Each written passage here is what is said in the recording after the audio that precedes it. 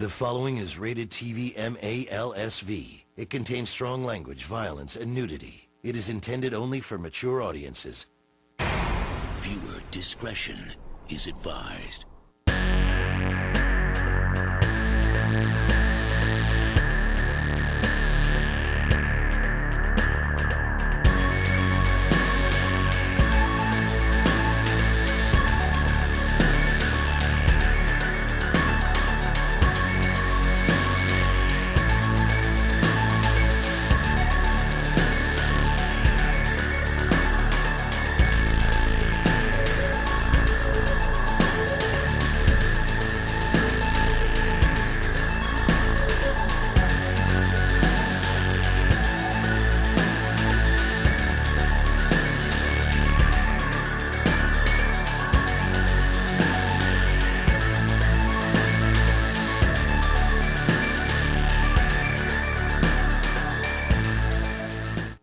Welcome to Darkroom, Episode 5, Censored. And on tonight's episode, we're going to talk about something that's been in the news for the last little while, and many people are either not speaking about it or unaware about it. But it is something that could potentially lead to my channel being totally destroyed. So I will give you the information that I have tonight in hopes that at least you can then take it and learn yourself.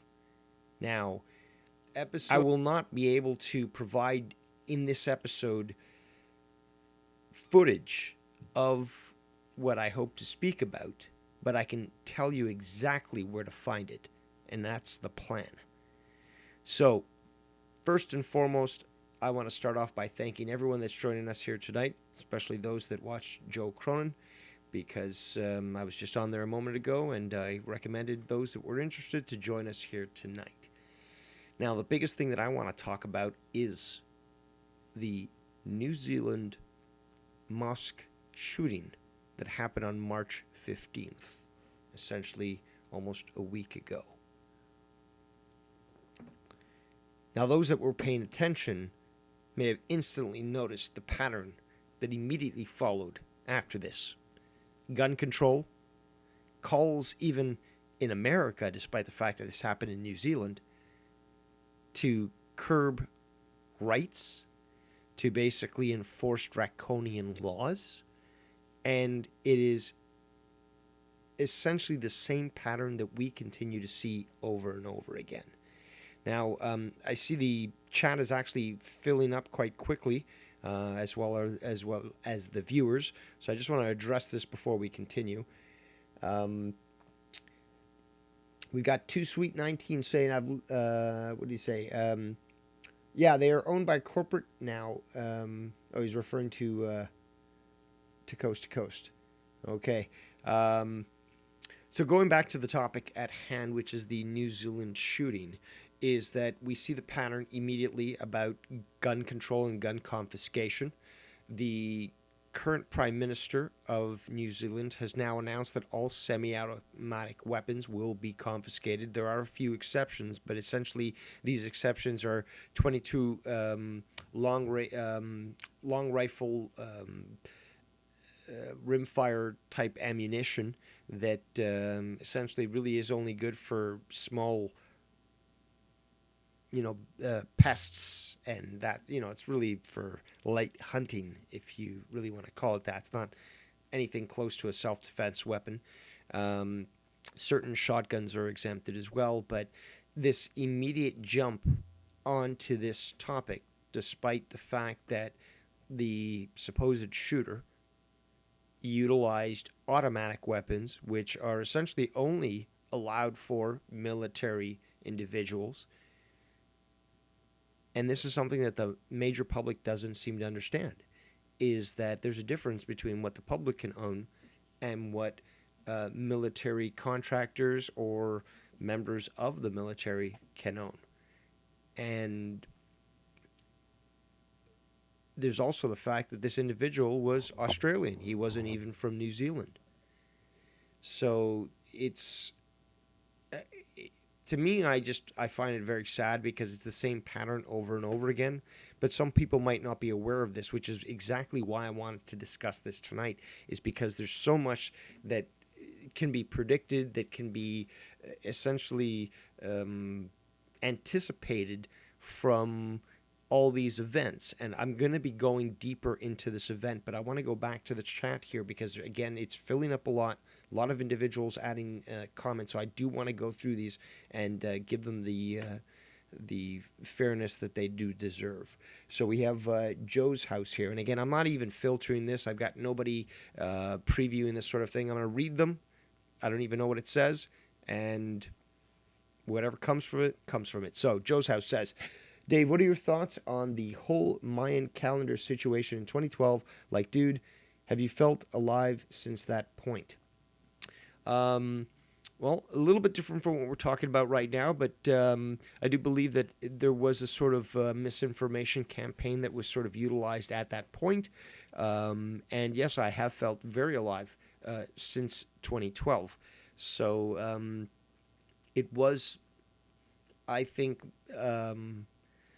overlooked as actually being a change of eras as opposed to actually being an end of days. And that is something I believe that many people misinterpret from something I'll talk about in the future, which is the Book of Revelations, where people think, oh, it's the end of days. But if you take a look at all these different cyclical examples that have existed in time immemorial, we find that it's not an end of days, but it is an end of an era, an epoch, time, and then shifts to a new time. Just like with the zodiacal calendar, you've got the move to the age of Aquarius. It's not the end of the age of Pisces. It is the transition to the age of Aquarius. So again, these epochs, these eras, these ages is what people need to understand when it comes to these sorts of things. Let's go back to the chat here. Let's see. Steve Langenheim, sorry, I hope I'm pronouncing it properly, says, time travelers prevented 2012, I think. I have no way to prove or disprove that. So, interesting comment. Could be possible, don't know. If you can provide any evidence, I'm more than willing to consider that. I actually do believe that there is the ability to transfer through time, if you want to call it that. And the problem is that we are humans. We got to recognize that, and that our viewpoint is sort of limited considering our genetic makeup and our limitations psychically and physically and so forth. So there are certain possibilities we might not be able to immediately be able to perceive unless we are able to train ourselves. Too Sweet 19 says, one thing about it being only military can have assault or fully automatic guns legally. People around the world can buy anything illegal and do every day. Yes, absolutely. And that's the thing. I mean, you could go to Pakistan, for example, and buy an AK-47 literally for about $50 American. No problem. If we're going to be talking about gun control and stuff, nothing is stopping a criminal from acquiring those weapons. And we've seen that time and time again, countless times, especially in countries that have banned weapons. For example, we could take a look at Australia, where they ban weapons, they ban firearms, unless, it's obviously they allow for a few firearms, but it's not the freedom that, for example, America has. What do you see? You see, for example, a Islamic attack in Sydney where hostages are taken, 3 people die, including the hostage taker, and he was utilizing an illegal firearm. The shooter in New Zealand utilized an illegal firearm that was not acquired from New Zealand. So again, It doesn't matter where you are in the world. If you're determined enough, you can acquire anything you want. And this is something that the politicians purposely choose to ignore, or are totally aware of and say, well, it's better to have a draconian law on all people, and then we can disarm everybody. Going back to the chat here, we've got Jesse J saying, woo! Thank you for joining us, Jesse J. You've always got some great input. We got Brimstone's Shot, new in the chat. Do you believe the Illuminati is a real group around the world that controls everything in society from entertainment to businesses, etc.? Great question, although the problem is that we need to stop simplifying questions like that. There is a group called the Illuminati that was founded in 1776 by Weishaupt. I can't remember his first name, but Weishaupt was his last name. And I'm too lazy right now to jump on a Google to give you this first name, but you can find it. That's just one name, though, because you've got Los Iluminados, that was actually started by Jesuits in Spain. You've got many other either secret societies or different organizations that, again, consider themselves to be the enlightened ones. What does Illuminati mean? It means the enlightened ones. When you start to understand the coding of the elite, you understand that the light, the torch that, for example, the Statue of Liberty holds, is about illumination, about knowledge. It is the flame that Prometheus gave to man, despite what the gods told him, and was able to lift man from his primitive state to an enlightened one. That is the whole purpose of the flame, the light, in regards to the perception of the elite when it comes to this symbolism and its sort of perception towards the uninitiated. If you're part of a secret society, and I've met multiple individuals that were part of, say, for example, the Freemasons. They've always said the same thing as well, is that it's not a secret society, it's a society with secrets. And you have the ability as an individual to join them at any point. But that is also, in my opinion, part of the spell casting that you need to essentially accept and absorb that decision.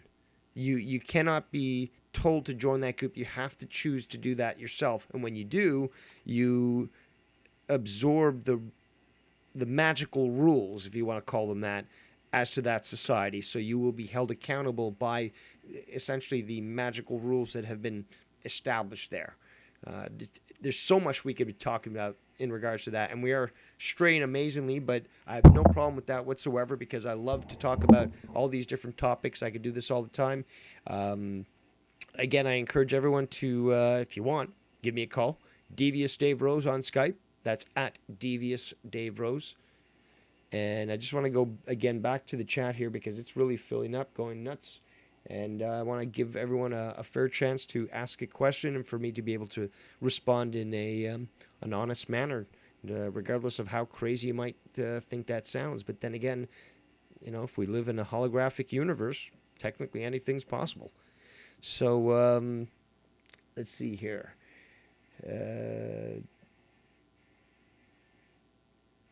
Sorry, there's a lot of comments here. Censorship, Bo Knows says, censorship is one of the main tools of those who push the one world government agenda. Absolutely.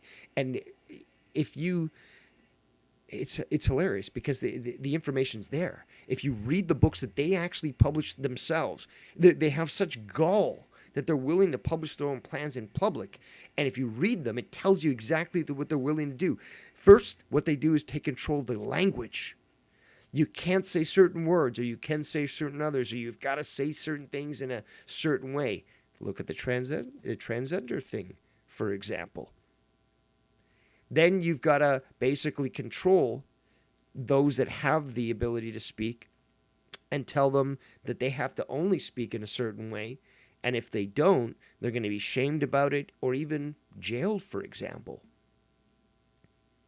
So this is all actually published in Marxist communist doctrine for probably the last 100 years. And hardly anyone pays attention to it, or they consider it a conspiracy. And it is a conspiracy. But the thing is, people dismiss it saying, oh, well, they wouldn't really go to that length. They wouldn't criminalize language. Are you kidding me? We have people right now, all over the world that are being charged criminally for calling a transgender a he as opposed to a she, because they are so delusional that they believe themselves to be that, and they expect other people to adhere to that delusion. Now, somebody that doesn't agree to that delusion isn't necessarily calling for them to die, but to force them to essentially convince them morally or compel them to think a certain way, it's essentially criminal.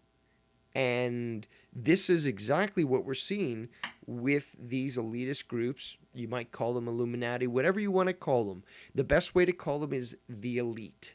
Okay? Here's a great saying that I heard. I can't remember who said it. But for example, Shaq is rich, right? Or you could say LeBron James is rich. But the man that signs his check is wealthy. And there's a very big difference.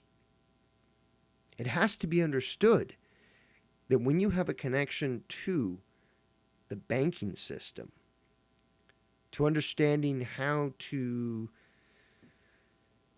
utilize the fiat currency system against itself, you can be extremely wealthy, like, say, Warren Buffett or Bill Gates or Jeff Bezos, for example. Fiat currency, essentially currency that is based essentially on numbers, not even on anything of value. Since you've moved away, at least America and Canada, from the gold system, there's nothing backing the money. It's worthless. It's worth less than toilet paper. And the only reason why it still has value is because there's a lot of countries throughout the world that own American debt. But you need to understand, economically, it's not that you own debt, you're hedging against that debt. Now, that's something I'm going to have to talk about in a later episode because it is extremely technical to understand. But basically, those that actually own the debt actually have value in the debt that they own. They have so much control over a country and its economic system. So before we go on and try to get back to the topic that we initially started on, we're going to go back to the chat because it is electric here. Let's see what else we can find. Just so much. For some reason, a message was retracted, but I never retracted that message. Now, that's something to think about as well, because why is YouTube censoring people that I didn't even see their comment on? That's K-Fute Fruit. No, so K-Fute in the chat. I never censored your message, man, or lady. So why is that happening? That's the thought police at work, as always.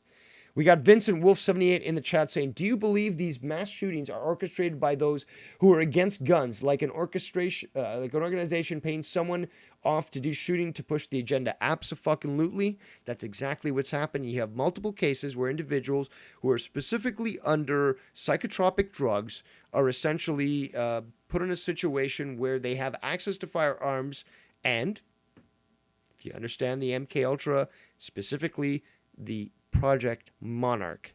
We should stop talking MK Ultra. Project Monarch is where it started. It all stems from there. That is the word that we should be using. It spread into multiple different projects, including MK Ultra, but Project Monarch is exactly what we should be discussing. That is the key word.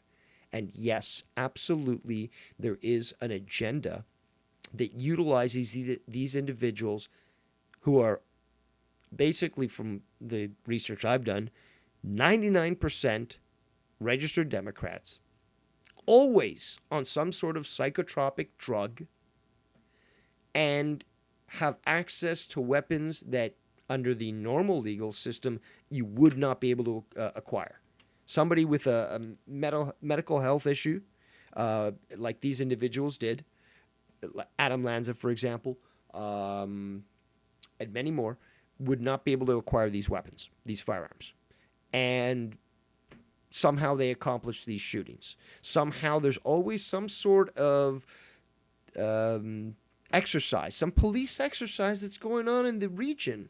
You know, strangely, it's always an exercise that's going on in the region, and they magically are able to show up on time to prevent just enough, deaths and such to ensure that they can still claim that there's a need for gun control and such.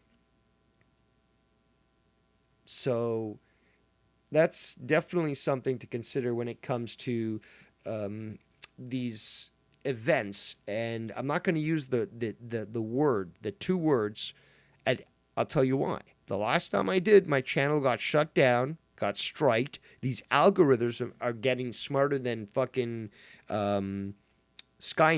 Because if I say those two words, they both start with F. If I say the two words, this channel will get hit.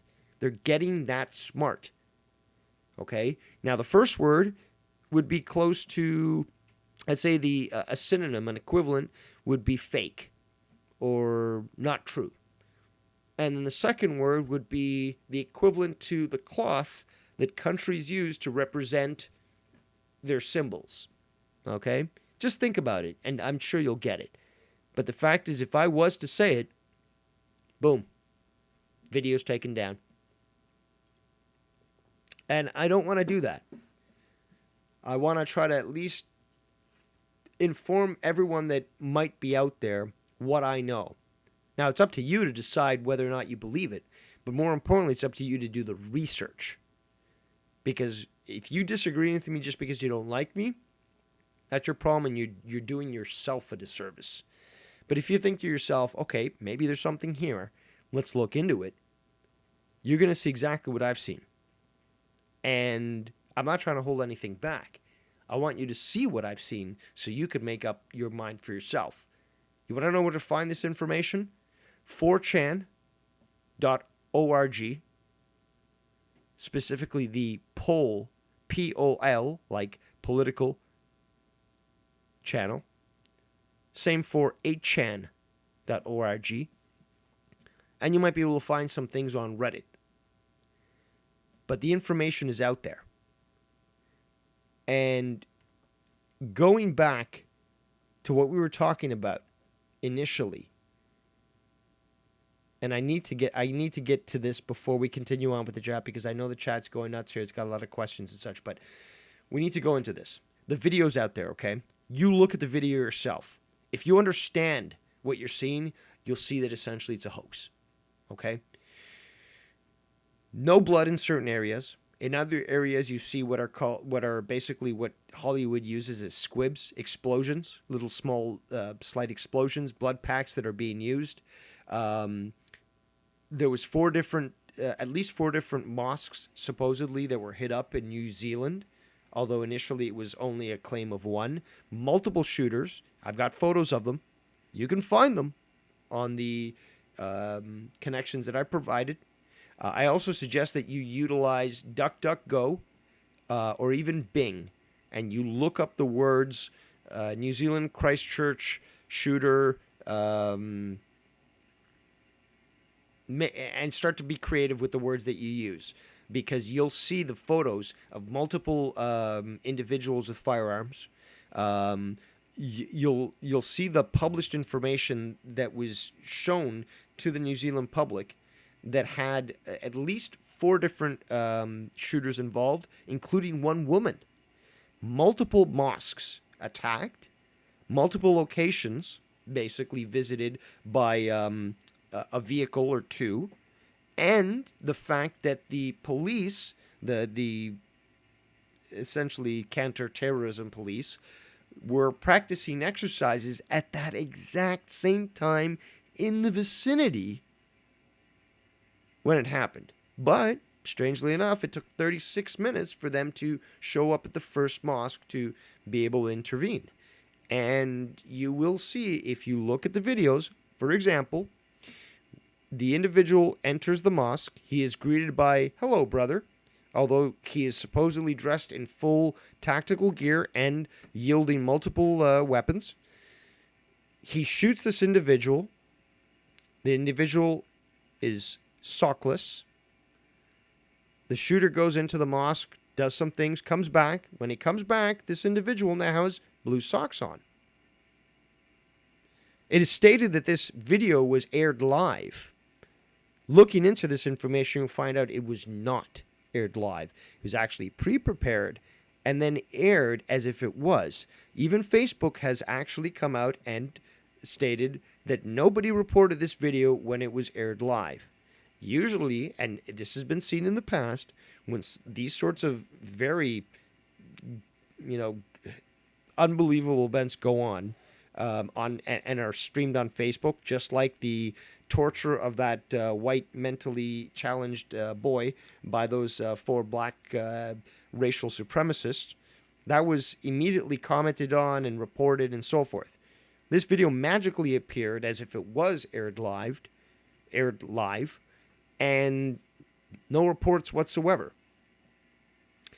You'll also notice, if you look at the video, that a specific type of light source was being used on the barrel of the firearm, which is essentially one of these blinking lights. It's essentially meant to disorient your target when you're shooting at them.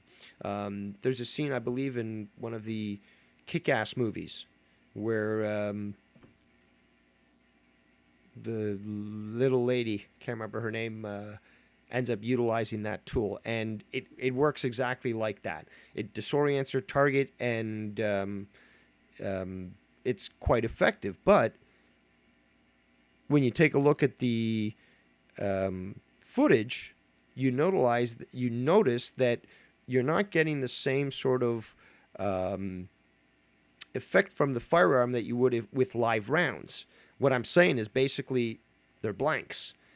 The light was used actually to sort of distract and make it appear like it was a flash from the barrel, when in fact it was not. And all you have to do is look at that video to see that.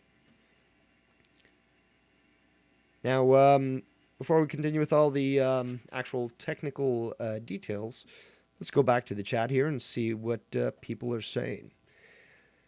So, Regier says, 1984 in Brave New World, here we come. Absolutely, and we are there. Nate from VA 804 says, Shaq is a Freemason also. Absolutely. And all you got to do is look at the photos out there. People say, oh, that's conspiracy. Really? Just Google it. Just Google it, and you will see this stuff yourself. These people aren't afraid to show their allegiances. The elite take pleasure in the fact that the public is ignorant to what they do. So they're more than willing to expose themselves in public and admit that they are a Freemason, for example, as Nate is saying. Goon Blue Cheese Head says, Dave, do you know what martial law is? I do. I know many a thing. Andrew Lagenheim says Amazon, Disney, and Walmart gonna own everything soon. And that is something that we definitely have to worry about, because these monopolies are something that could definitely control not only the media, but the way that we can access goods. And if they can control things, they can jack up the prices. So we've got to worry about that. Let's see here. We got Francis from Pee Wee Herman in the chat. Thank you for visiting us, Francis. I do still hold a grudge against you because you did steal Pee Wee's beautiful bike. But again, this is the place where anyone can join us, regardless of opinion. And let's see here. What else do we got? K Fweet. Again, these very odd names. I was just saying that the Mormons are controlling my home state of Utah. Absolutely. The Mormons have a lot of control in not only the social status, but in a political status as well. Many people don't even know that the Mormons, the Mormon Church specifically, has investment in multiple DNA companies throughout the world. So when you want to find out what your DNA background and stuff, you send it to a company, you find out, so forth. Well, due to the stock ownership, as well as companies that are owned wholly by the Mormons, they get access to this information. What do they do with that? They utilize it to build the databases that they've been growing for the longest time. The Mormon Church, I should say, I should try to separate, but the Mormon Church is something that has been very obsessed with bloodlines for a long time. And it's just one of many groups that are obsessed with bloodlines and tracing that genealogical connection. And it's something to be very wary about, especially when you do try to get your DNA tested by one of these companies, is that you don't know who it's going to at the end. And when you have organizations like the Mormons who are so obsessed with these sorts of things, you do have to question the purpose of it.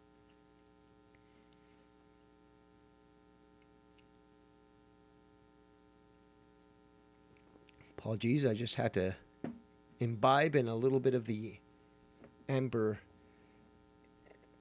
liquid, aka beer. But let's go back to the chat here, because I wasn't prepared for so many people watching. I do appreciate you guys joining us here tonight. Again, as always, you can always call me up here on Skype, Devious Dave Rose. We got, Francis from Pee Wee Herman trying to start some problems. I could easily remove you, but I am both kind as I am benevolent. So I'll give you that one. Razier talks about, have you looked into how the Noahide laws are? It goes along with the censorship being pushed. Now, I'm not actually familiar with that name or word, Noahide laws. I'd have to look into that. If you could actually send that information in the chat rather than me looking it up right now, it would actually help me out. But basically, I'm not aware of that. So if you could give me some information, I could give you my thoughts on that. Let's see here. Oh, Hit Girl, yes. We got Vincent Wolf 78 chiming in, giving me the information that I was not aware of. But yeah, Hit Girl using the flashing light on her firearms. Two Sweet 19 says, I've not even watched the news on this yet. Damn, 50 people, and these things get worse and worse. Now, but 50 people according to who? Currently, at least last I checked, only 12 were able to be identified. When you start to take a look at the actual video, you start to see that it's not possible to cause all those deaths with one person. And the video that we saw, had only one person. There's also a lot of anomalies in the videos, including magazines of supposed ammunition being seen on the GoPro as the shooter enters the mosque, although he hadn't been in there before. And something I actually saw earlier today was a rehearsal for the mosque shooting. Individuals practicing how to act dead and liquids being thrown onto them. This is all something that you can find on those previous websites I mentioned. This mosque also was connected to essentially radicalizing and training New Zealanders into being radicals and going off to fight in Syria or in Africa. And as soon as the shooting happened, this information was deleted from most internet websites. And you can track this information. It's very easy to actually see what information gets removed from the internet, especially utilizing sites like, say, archive.org, for example. So it always, and this is something I actually talked about with only a few people, but I'll reveal it here right now, is that we recently saw a Facebook outage that affected the better part of a day. It was for this reason. It was to scrub the necessary information from Facebook to ensure that there wasn't any direct connections to what was going to happen. Many military-industrial complex, intelligence analysts or journalists have come out and actually said that this attack in New Zealand was a distraction from the retaliation that Israel was doing against Syria and against the Palestinian sort of land,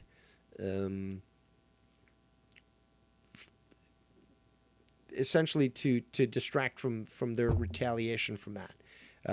So basically there's bigger reasons as to why this happened. And again, if you just start to take a look at the paper trail, you start to see that this isn't just a random mass shooting, especially in countries like New Zealand, where you don't find these sorts of things occurring. Another thing that people don't seem to remember or even consider is this individual visited Pakistan under the idea of tourism. Nobody visits Pakistan for tourism. And he also visited Turkey. And Turkey even announced publicly that he was there for an assassination mission. And they suspect Israel is behind his funding.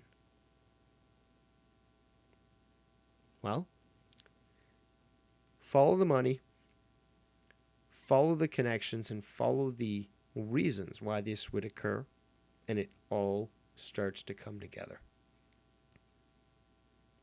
Now, maybe some people aren't seeing it the way I'm seeing it, which again is why I'm always interested in what you have to say, or if you have any questions for you to ask me them. But this is the information that I've found out so far. And there's too much coincidence. There's no, in fact, there's no such thing as coincidence. There's something called synchronicity. It's like coincidence, but knowing that there's a reason behind everything. And it's all connected. There's always a reason behind something. And in this case, this was another attempt by the globalist elite to essentially disarm a public under the guise of being more compassionate to an ideology that's clearly shown itself to be totally antithetical to what the West stands for. And I would very much love to hear somebody's input. I mean, love to get some call here, but doesn't look like I'm getting any tonight. I'm going to go back to the chat here, see what everyone's saying. Let's see here. Thoughts on... Oh, I'll say... Bad news, I'm going to save that for... Save your question for a bit. That's a good question, though. I like that. Um,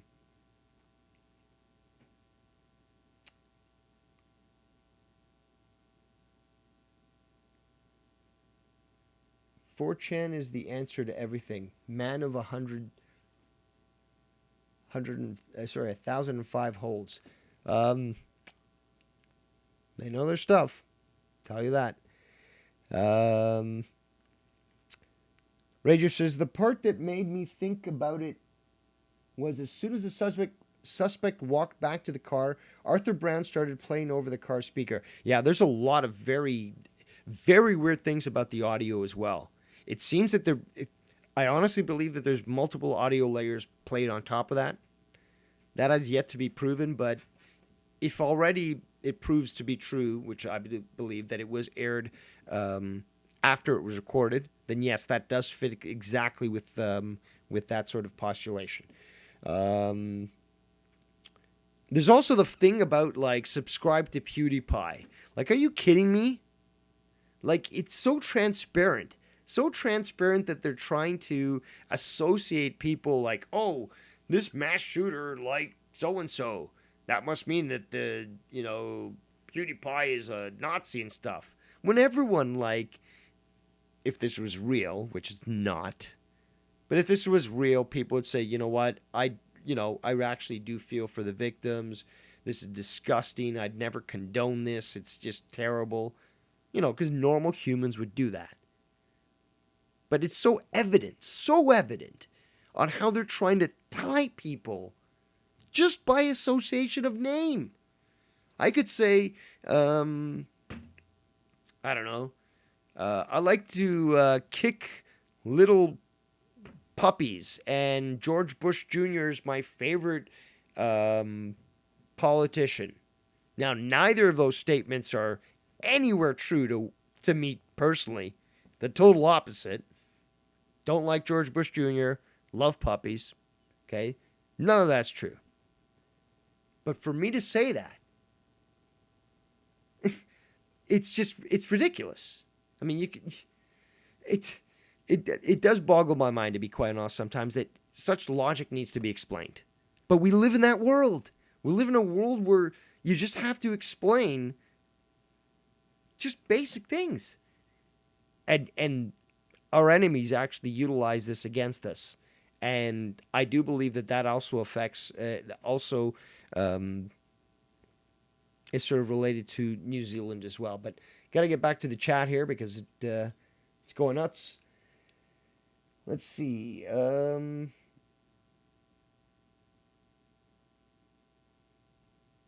We got Vincent Wolf 78 saying, and the guys were shooting at the flashing light being distracted. Yes. Ragier says this wasn't the only shooting that happened as well. That's absolutely true. There supposedly about 4 different shootings that supposedly happened that day, 4 to 5.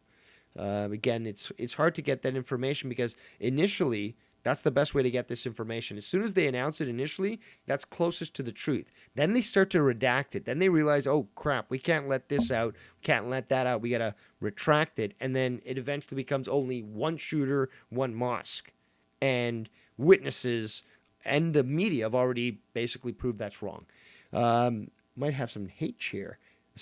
Might have some hate here in the chat. So let's see what it's got. TJ Little. Ha ha ha ha. Dave making fun of somebody's looks. Wow, you shouldn't do that the way you look, buddy. Considering the guy looks like an aborted fetus, I'm not sure who you are to talk about that, but it's funny that you would say so after your mom said such nice things about me last night, but that's neither here nor there. Now, Rager goes, Mormons, Jews, Freemasons, and the government love keeping DNA. Absolutely. Keeping DNA and being aware of bloodlines is an extremely huge thing. Why do you think that the European families, for example, are always interbreeding? They might be cousins a few times, unrelated, but they're still in that bloodline, and they try to keep that in the bloodline.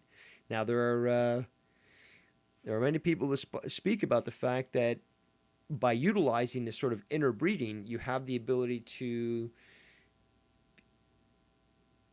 channel these sort of interdimensional beings that manifest themselves into a form that can inhabit your body and allow you to live for a long time, as some speculate the royal family to be, and Queen Elizabeth, for example, in a reptilian form. So I want to go back to one of the questions here we had in the chat that I thought was very interesting. Bad News said, thoughts on breakaway societies. Now, breakaway societies or breakaway civilizations are something that the Disclosure Project has actually talked about quite a lot. And it's very intriguing. You want the straight news for me? Absolutely, they exist. There are multiple of them. They're out there, and they have a lot of control. They are the deep state of space, if you want to call them that. Now, think of it this way. If, for example, in the 1950s, your company is given access to a crashed UFO and you get access to technology. Now, your contract is to develop that for the United States, but you can still get that information to your company, and you guys can now start to develop your own type of technology. Fast forward maybe 10, 20 years. These black project organizations now have the ability to develop these technologies on their own and to be independent from any sort of overview of a governmental system. Think about companies like Lockheed Martin, like Boeing, like Bechtel, and many people don't even know who they are, and I suggest you look into them. Developing technologies for themselves. Essentially, there's no limit to what you can do. Going back to one of the initial questions we got on the show, is there really is no limit to technology that you can get access to due to your imagination. Because with the necessary funds and the necessary mentality, you can create just about anything. And when you think about the billions of dollars that go through black projects, you know that you can develop technologies that fit exactly with what we've been told, are at least 50 years beyond what the public is currently seeing. So, electrogravitic drives that allow us to travel beyond light speed might sound like fantasy, but give an organization 20 years with enough money and enough drive to develop that technology, and you've got a company now that can operate beyond any control that exists on Earth. So these stories about colonies existing on Mars, on Jupiter's moons, on the moon, that don't belong necessarily to the military-industrial complex, there's probably a lot more truth to them than many are willing to admit. And back to the chat here.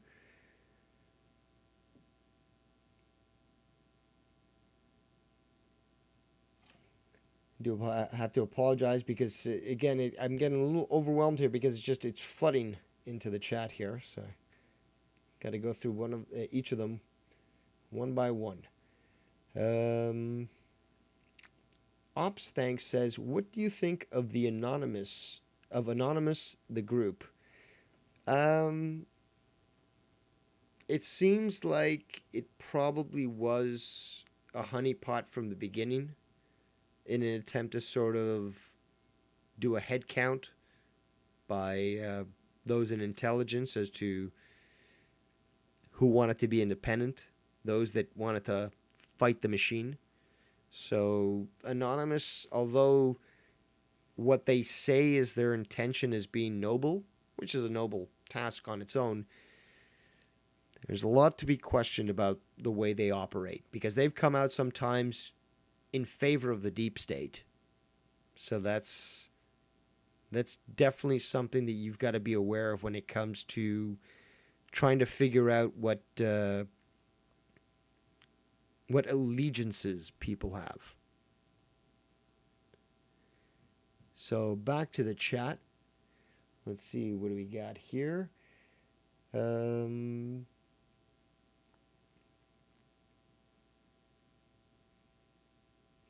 We got Man of 1005 Hold says, is ancestry DNA testing fake? It depends on which organization. Some of them are actually interested in providing true facts. There's been other organizations like 23andMe that have actually been proven to falsify results. Some of them actually have gone, and we're going to get this into another episode, but they've gone so far as to say, oh, this person has 0 African DNA. Well, we can't have that now, we got to push a narrative. Let's add 10% DNA. So, this person will say, oh, well, I'm part black. Okay, well, that's just what it is. But in reality, it was just because they were trying to push this narrative that they wanted. It's basically a war on whites. I mean, like, we can't ignore the Kalergi plan. That if you, this is not some sort of conspiracy. Look up KALEGRI, Kalergi plan. The whole plan was essentially to destroy Europe, specifically on the genetic level. It did to destroy any sort of semblance of culture and ethnicity. It's not a conspiracy. It's funny that people, especially in the media, will say, oh, this white replacement, oh, that's just a conspiracy. It's not a conspiracy. I mean, the actual plans have come out. Look up replacement migration on the UN's website themselves, and they'll state it. They'll admit exactly that's what they want. It's just, it boggles the mind if you take a look at this to realize that they want, that the elite want the destruction of people. They want the destruction of cultures. They don't want individual cultures throughout the world that are proud about who they are. They want to mix everyone together and make just one unified slave race. That's the push. That's the reason for all of this. Let's go back to the chat. We got Ops Thanks says, Dave, you know how everyone talks about aliens being at Area 51? What if that's just a distraction and the government is hiding aliens elsewhere? Well, you got it right there, bud. You got it right there. Area 51 was a testing ground for black aircraft, but conventional black aircraft. SR-71, F-117, U-2, essentially regular aircraft using regular technology. It's far enough away from the population that not many people are going to cause a stir. Where you really need to be paying attention to is S4, Dreamland, southwest of Area 51. And there's countless other areas, not only throughout the United States, but throughout the world, that the American military-industrial complex utilizes to test exotic technology, not regular technology. I'm talking about electrogravitic flying saucer type technology. Australia, with the outback they've got, the projects that they have there, nobody talks about. But there's so much information that exists there. One of the biggest testing grounds for the essentially it's a HARP type system is in Australia. They've got 3 specific locations, to the point that they're so strong that they've been photographed from orbit, creating a dimensional sort of blur. You got to look this up. It's incredible. But it it's so powerful that it's messing with space-time. There's many places in Canada, for example, that are utilized and are publicly talked about. I have, and I've been working on sort of research on this, a suspicion that there is a base somewhere in the northern part of Ontario, which is very close to a lot of these witness reports for supposed flying saucers. So this, what I believe is earthbound technology being tested around the world, is essentially a product of human ingenuity and not necessarily alien intervention. However, I will say that there is a lot of evidence that points that there has been some sort of extraterrestrial and or alien, there's a difference there, interaction in technology with what we've been able to develop. And I'll just quickly say, before I go back to the chat, that the difference between extraterrestrial and alien is an extraterrestrial means from off the planet. So if we take some of these theories about aliens, we can consider the Draconians from the Draco system to be extraterrestrial. But there are some theories or legends of a reptilian race that lives inside the Earth, and they would be considered alien. Why? Because they're not human, but they're still from Earth. Extraterrestrial means off Earth. So despite the fact that there's a lot of supposed non-human races out there, it's very important that we need to determine that there's a difference between those that are off the planet and from on the planet. There's a lot of people that even in the alien industry, if you want to call it that, that claim that there's reptilians on Earth that are fighting against reptilians that are not from Earth, because each of them claims some sort of ownership. Now, that's an interesting theory on its own, but the fact is that we need to be very specific about language. We need to be very aware as to what we're referring to and not use a blanket term, because the more accurate we are with language, the more we understand what we're talking about. Now let's go back to the chat because it's still going nuts here. And again, I do want to extend my appreciation to everyone joining us here tonight, Thursday night here, March 21st, 2019. Happy spring, vernal equinox to everyone. We are in a new age, and we shall now feel the regeneration that Mother Earth will give us. So let's see here. Ops Thanks says, also, I believe the news is fake except local. Well, most often than not, that seems to be the case. Local news usually reports the facts as they are when they happen, and it's the rest of the news that always seems to try to take control of things and silence those initial reporters that told the truth. Now we got Ray Gier say, why is it called the Mandela Effect? Who was Nelson Mandela? Who was his government about? What was his government about? Did he do anything to white people? Did he say anything about white people? Okay, so Mandela, Winnie Mandela, I think it was his name, right? No, I think it was his wife. Nelson. Sorry, Winnie Mandela was his wife. Nelson Mandela eventually became I guess the president or prime minister of South Africa. And the whole idea of the Mandela effect was that a lot of people seem to have remembered him dying in jail back in the 90s and not actually having been freed.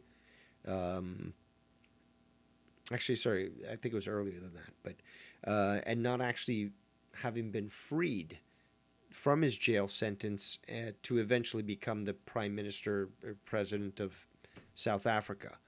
So that's where the whole idea comes from, is there's this discrepancy, this sort of schism or split between what people remember and what supposedly is on the record for having happened. Now, to refer to your other questions, though, who was he? He was a communist terrorist. Many people don't even want to talk about that, but that's the fact. He was a communist terrorist. He was responsible for the death of dozens of different people, and he didn't use peace to push his agenda. He used terrorism. What was his government about? It was basically to blame to claim victimhood and to blame everyone else for the problems that they inherited. And you say, did he do anything to white people? Yes, he did. He essentially initiated what's now becoming a full-out race war that's occurring in South Africa, and that's going to get a lot worse very soon. And did he say anything about white people? Yes. Well, there's a song that is very common amongst the ANC, African National Congress, the party that he founded and continued to lead, which is essentially to kill the farmer, to kill the Boer. That's it. That's it. It's basically, there's so much racial hate in South Africa because of the interference by Jewish communists to foment racial hate that now we will see the outcome of the plantings of those seeds of hate. Let's go back to the chat here. It's got a few more people joining us here. We've got Sodium Carbonide Cameron, aka Salty Cameron. We've got Reality Shift, and he says, I know what it's like to be censored. Censored, muted, etc. You're growing devious, good amount of likes and viewers today. Well, thank you very much. But more importantly, I'm just here and happy to have others to interact with, to listen to, and to answer questions for anything they might have, as well as to ask questions of them so that I might learn as well. And again, I will encourage you, yet again, to give me a call here on Skype. Devious Dave Rose. Maybe I'm not describing that properly, but you can spell devious by Devious Dave Rose. All one word. You can find me. A little surprised with the amount of people we've got watching, which I do appreciate that nobody has called in, even to call me out. Because again, I'm always open to learning whatever truth might be out there, because it's paramount to me to learn the truth. And to me, the truth is ultimate. There's only one truth. And if I don't know the truth, I'm more than willing to learn from those that do. So if you've got something to add, definitely encourage you to do so and give me a call here. So back to the chat. We've got Rager says, that's what the Mandela effect is for. When you see change, look into it and find out why, because it draws attention to itself for a reason. Joe's House says, Dave, have you heard about the conspiracy theory that Australia does not exist? No, I did not hear that theory. Now, I have heard theories about the Mandela effect as well in regards to this, that apparently some people thought that New Zealand was further away from Australia than it currently is supposedly displayed on maps. It's these very little things, but I do believe it's gaslighting. I do believe that it is essentially to make people second guess themselves, question themselves as to what they know, and to make them think that, you know, something like this might be occurring, which again, I do not believe. But that again is up to you to decide.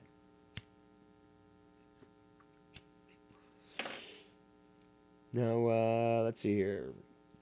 Back to the chat. Can you blame them? Jewish and European people took the South Africa hostage because of the resources. Actually, that's not correct. Not entirely correct. The Dutch people actually got into South Africa way, way before the native people from the north, the black native people from the north, were able to enter into South Africa, because essentially it was a barren land. These individuals essentially started to farm and were able to revitalize the land to the point where it started to attract people from outside the country to go there because it was more prosperous. The animals started to go in there because of the reparation of the environment and stuff. And it's very funny because a lot of people don't seem to understand the history of South Africa is that the Dutch, who eventually became the Boer, did not steal the land from anybody because nobody was in that land in the first place. It was abandoned. Only once they were able to start to farm that land and make it prosperous did the tribes that existed to the north start to come there. Again, another thing that people need to understand is that history is taught in a certain way. And now that we live in these times where emotions apparently are more important than feelings, you've got to expect the fact that history will be corrupted by lies to try to influence you using emotions.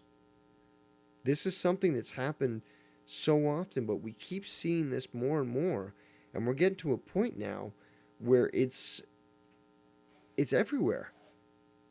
And we need to accept that fact because it's just clear that people are trying to brainwash us and force us not to think. So back to the chat, we got, let's see, Salty Cameron says, Dave, why do you think the liberal agenda is so prevalent and so radical? Probably because that is probably the easiest way to affect people emotionally. Now, you can approach people with facts and logic, like I do, and you put them to sleep. But if you approach people with an emotional zeal, like, don't you feel that that poor person on the street deserves better? Well, fuck yeah, I think that. Start to utilize that in every different channel, in every different topic. You start to create a zealot, as it's called. Somebody who just reacts, somebody who is there to fight the fight. They're a white knight, really. They're there just to basically be called upon. So they see an injustice, they've got to jump in. Doesn't matter if the fact that that injustice is totally imagined or contrived. No, they've got to be there so that they can defend what they feel is important without examining the facts. And that is why it's just so prevalent and radical, because the only way to attract people easily is to use the emotional trump card. You play them on their emotions and you're going to force an emotional reaction where, like, rather than thinking them logically, they're going to say, you know what, I want to stand up for what's good. And that's where basically people become brainwashed. Well, MN Vikings fan, if you want to call in, fine, call in. Like I said, I'm not banning you from the chat, which I could have easily done long ago. I'm not discouraging you from calling in, which you're easily capable of doing. It's up to you. Steve Langenheim says, do you think Grand Theft Auto franchise is at risk or going away? With always blame gaming with shooting because GTA is probably my favorite game franchise. No, we've seen that even back in my day. We've seen that even back with Dungeons & Dragons in the late 70s, early 80s. They're not going away. Now, you might get stupidity like you get with, say, Germany, where games like Wolfenstein are totally released normally here in North America, but over there in Germany, oh, you got to take that swastika out. We can't remember our own personal history. No, the swastika, despite the fact that it's thousands of years old and got hijacked by the Nazis, no, we can't have that in the game. It's pathetic, to be quite honest. Certain countries are cucked. Absolutely cucked.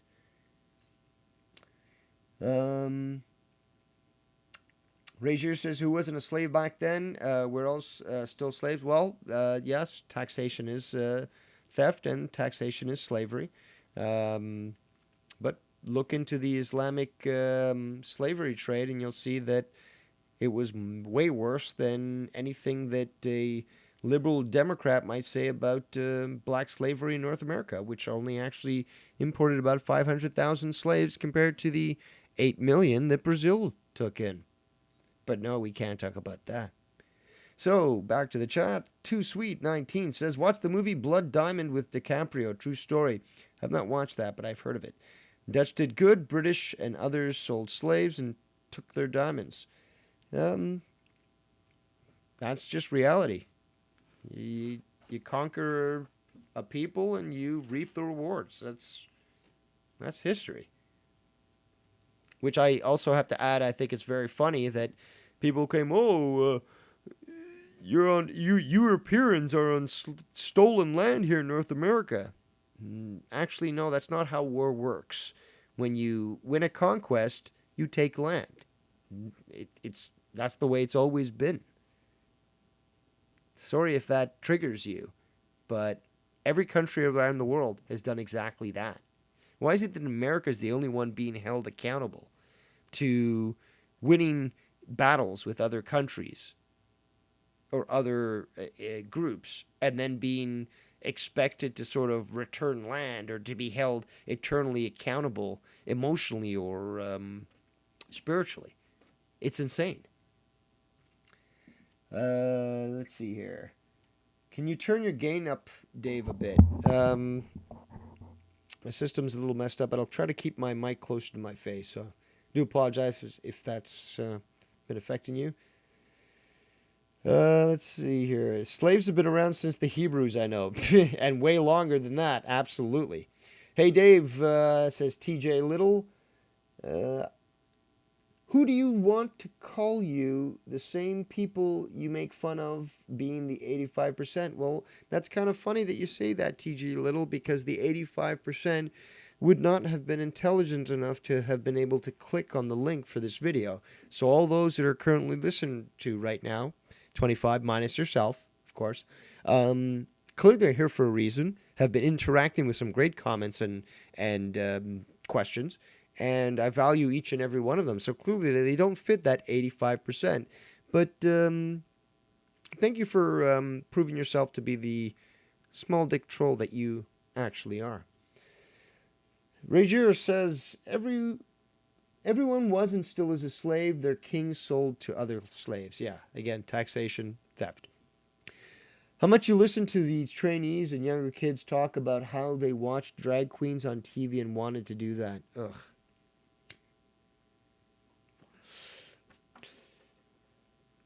Gender dysmorphia, which is the proper way to refer to it, not gender identity disorders. Gender dysmorphia is a mental illness. If you think that you are a certain gender and you weren't born that way, you are mentally ill. It's that simple. Of course, people will say, oh, well, you're hateful, blah, blah, blah. First of all, go fuck yourselves. Second of all, absolutely not. Because I want them to be medically and mentally healthy. And I think they need that help. They need to go into a mental institution. They need to work that sort of thing out. But people all automatically jump onto that and say, hey, you're hateful for claiming this guy is not a guy. Or this girl is not a girl. Well, if you were born with an X and Y chromosome, you are a man. And I'm not going to refer to you as anything but that. Mental illness is not something that should be encouraged. It should be called out. And if we really cared for our own people, we would actually try to remedy that rather than encourage people to live a life of fantasy. And if you really want to start to dig deep into it, well, statistics show a lot of individuals that are part of that transgender identity are responsible for quite a lot of sexual crimes against minors. And it's funny because a lot of people said, oh, well, if you give them the right to use the bathroom, that's not going to cause, more increased crimes against kids. You Christians are crazy, or traditionalists are crazy, or you whatever are crazy. Again, it's not just Christians, it's a lot of other people that spoke out against this. And what happens? They got proved exactly correctly. I've got this all documented. The number of people, it exploded. As soon as these laws went into play, the number of transgenders that were assaulting kids in bathrooms exploded. It fucking exploded.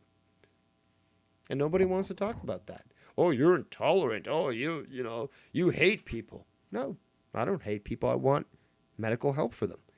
But if you dare touch a child, well, you're going to get the Dexter treatment. So back to the chat. Joe's House says, do you believe the PC culture now is affecting people, specifically men, because men get in trouble now more or attacked online now more if they comment something towards a woman and it's misunderstood? Absolutely. We actually live in what's called a gynocentric society. Gynocentric pussy society. Not just because of men being pussies, which a lot of men are, but because you go to court and a fucking thieving, lying piece of shit whore woman will claim that her husband beat her and her kids, when in fact he never did that, busted his ass off 50 hours a week to provide them with a living standard. She gets his house, she gets his car, she gets full custody of the kids, and he's labeled a criminal.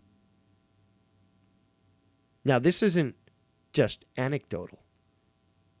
This is statistical fact. False rape charges? I've looked into this. 70%, 60 to 70%, I'll be honest, 60 to 70% of rape claims are false. Mostly, and this is backed up by actual research, mostly because of revenge. We live in a gynocentric society, a society that values the opinion of women.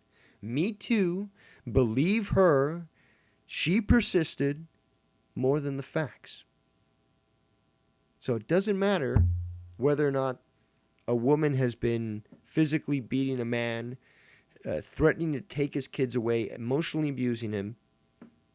Because she's a woman, she has to believe. She has to be believed. That's the society that we live in today. A victim culture society. Supposed victims are believed more than anybody else just because they claim to be victims and because they are a protected group. Women, women are equal according to feminists. Oh, but, they don't want to be part of the draft, so apparently they're not that equal. But no, they want, full rights to take resources from their ex-husband. So they're all equal. But no, they can't be held accountable for, their emotional decisions. Well, so they're not equal. Do you see the point that I'm trying to make here? It's a total double standard. It's a total hypocritical social standard by society. It's something that, if you really want to be honest now, has been planned. You want to call them the Illuminati? That's fine. Like I said, call them the elite. That's the best thing to do. But the best thing to do for them is the destruction of the nuclear family. Destroy the family. Destroy the relationship between man and woman. Create this division. Create this distrust between the sexes. Create this confusion where neither gender seems to know what the other wants because society is telling them to believe in a certain thing.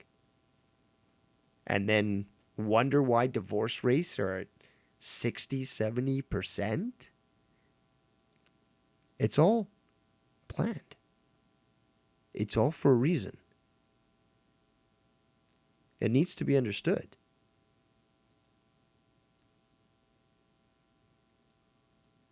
Now, what I'm going to do is I'm going to go back to the chat, see what people have been saying.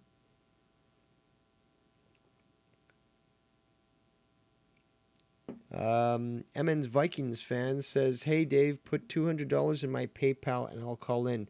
See, I mean, maybe you're retarded. I don't know.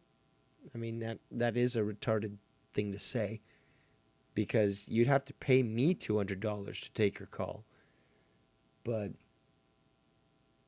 why? I mean, if your opinion is so valuable, why wouldn't you call in?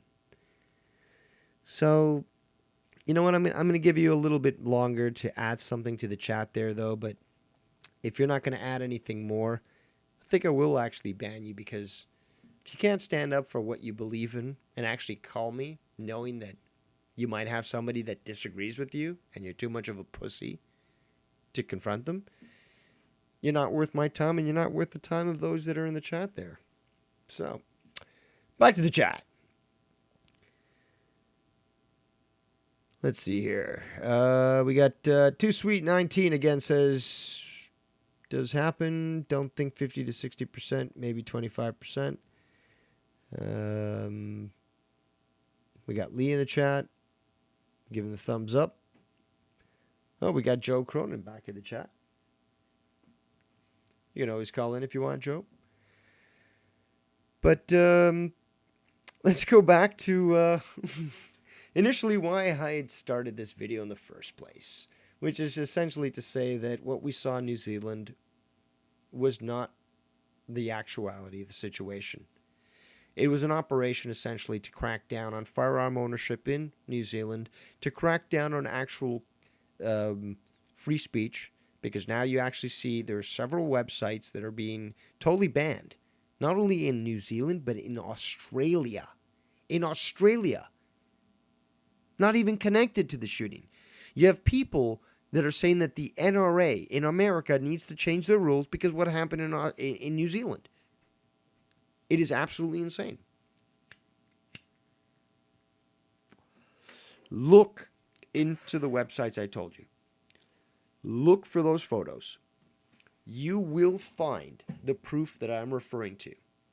This did not go the way that we are being told, and it was all for a reason. It was all essentially to crack down on liberty. And it might sound odd, but take a look at where it's happened multiple times throughout the world. And it is the exact same plan over and over again. I feel very bad for people in New Zealand, but they elected this idiot as their prime minister. And I'm not one to talk, because here in Canada, most of the idiot cucks, about 35% of the population, voted for Justin Trudeau, a.k.a. the son of Fidel Castro. That's truth. That's fact. So we're cucked and we're fucked here in Canada. But New Zealand has gone further than we have. And they're essentially basically preparing the population to be subjugated. Once you take even semi-automatic weapons, I should say firearms, from the population, the next plan is essentially full control. You saw that with London and England. You saw it with Australia. You're going to see it with New Zealand. And unfortunately, this is just going to open the opportunity for additional terrorist attacks, where they're not going to call for more rules against the terrorists, but they're going to call for more rules on the citizens. So look at London, where they ban firearms, and you've got knife attacks, and bomb attacks, and truck attacks. All of them in the name of Islam. But no, we got to crack down on the law-abiding public. Do you guys see what's going on here? Go back to the Kalergi plan. Look who founded it. Look at the interest as to why it was pushed, and look as to who was being pushed to be immigrants into Europe. What faith they held, what creed. they held, what beliefs they held. And you'll understand exactly why London and Paris are now shitholes, why Sweden is now the rape capital of Europe and most of the world. The only place that actually leads them is South Africa. So back to the chat.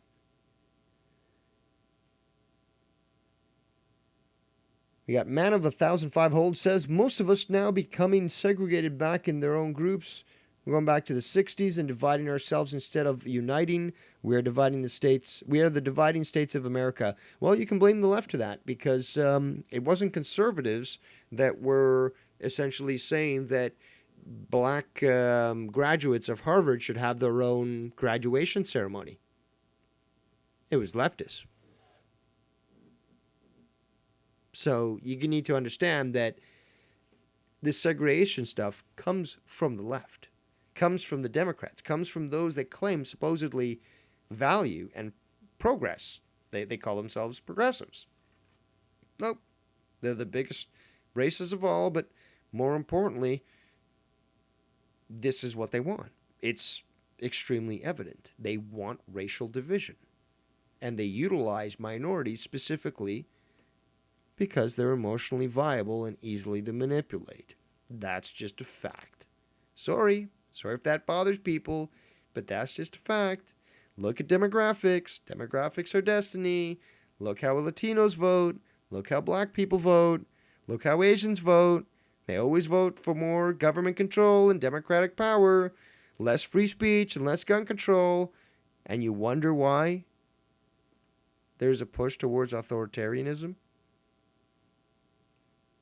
There are some cultures that are not equal to others. We just have to accept that. Of course, that might sound controversial and insulting to those that might have lived in some sort of echo chamber, but that's reality. That's the world. You're going to tell me that a culture that essentially does the genetic mutilation of girls' clits to be superior to a culture that created the cathedrals of Europe, that created the symphonies of Bach and Mozart? Are you really going to try to make that equivalency? Some cultures are better than others. That's just reality. All right, so we're going to go back to the chat yet again. WWE Pain 77 says, do you believe there are ancient animals that secretly protect this planet from unknown threats? That's an interesting question. I think there's more to that than I could answer. Do I necessarily think that a specific ancient animal is here to protect the planet? I can't say so, but I can't really know either.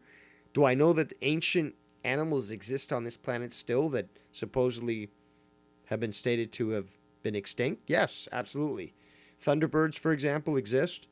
Plesiosaurs exist. There are a lot of supposed prehistoric creatures that currently exist in very isolated areas in this planet. Bigfoots, for example, Sasquatch, those exist. So there are these animals and these creatures that exist, but a specific animal that is here to protect the earth, I don't necessarily believe that. But good question. Let's see here.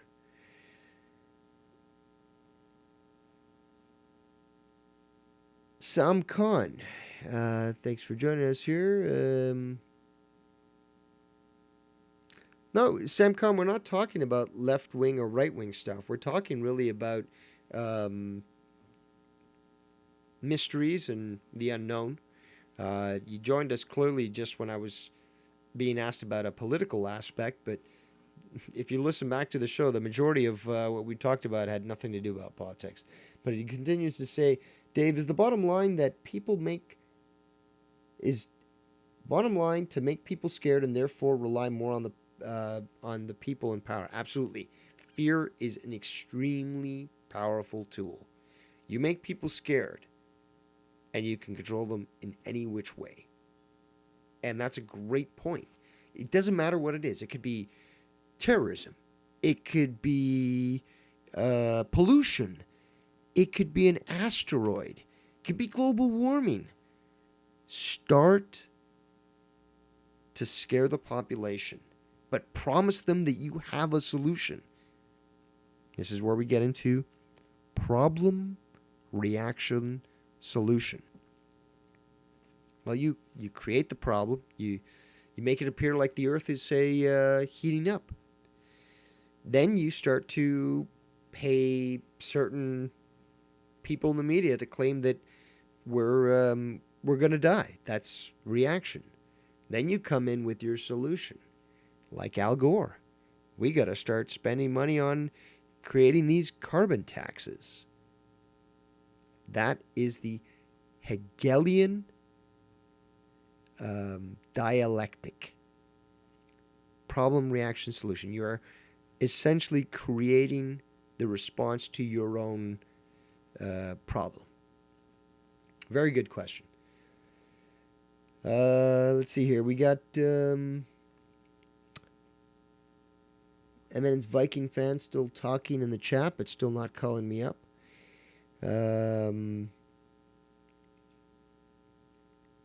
Maybe you say, welcome to Alcoholic Stream. Wow, what a racist.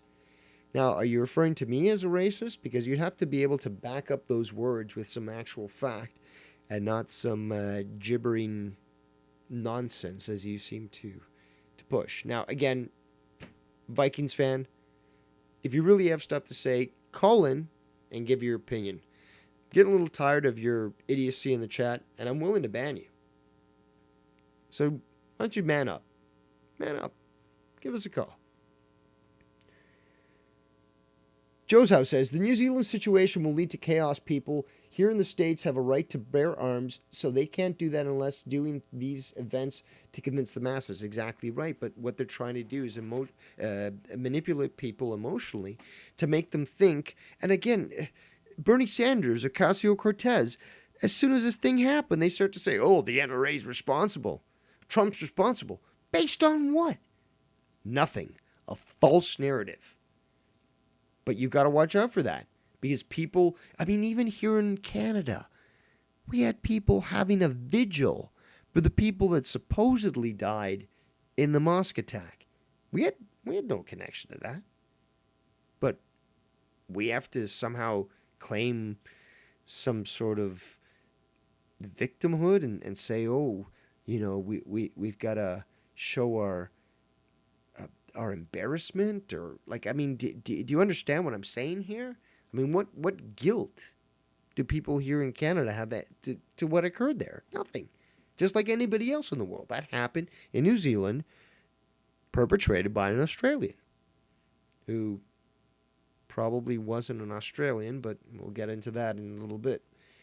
Obama was a Marxist, Too Sweet 19 says. Absolutely he was. He was also an Islamicist. Sheldon Alderson gave the Trump campaign $100 million in 2016, says Regier. I'll have to look into that. A lot of people gave Trump money, but a lot more people gave the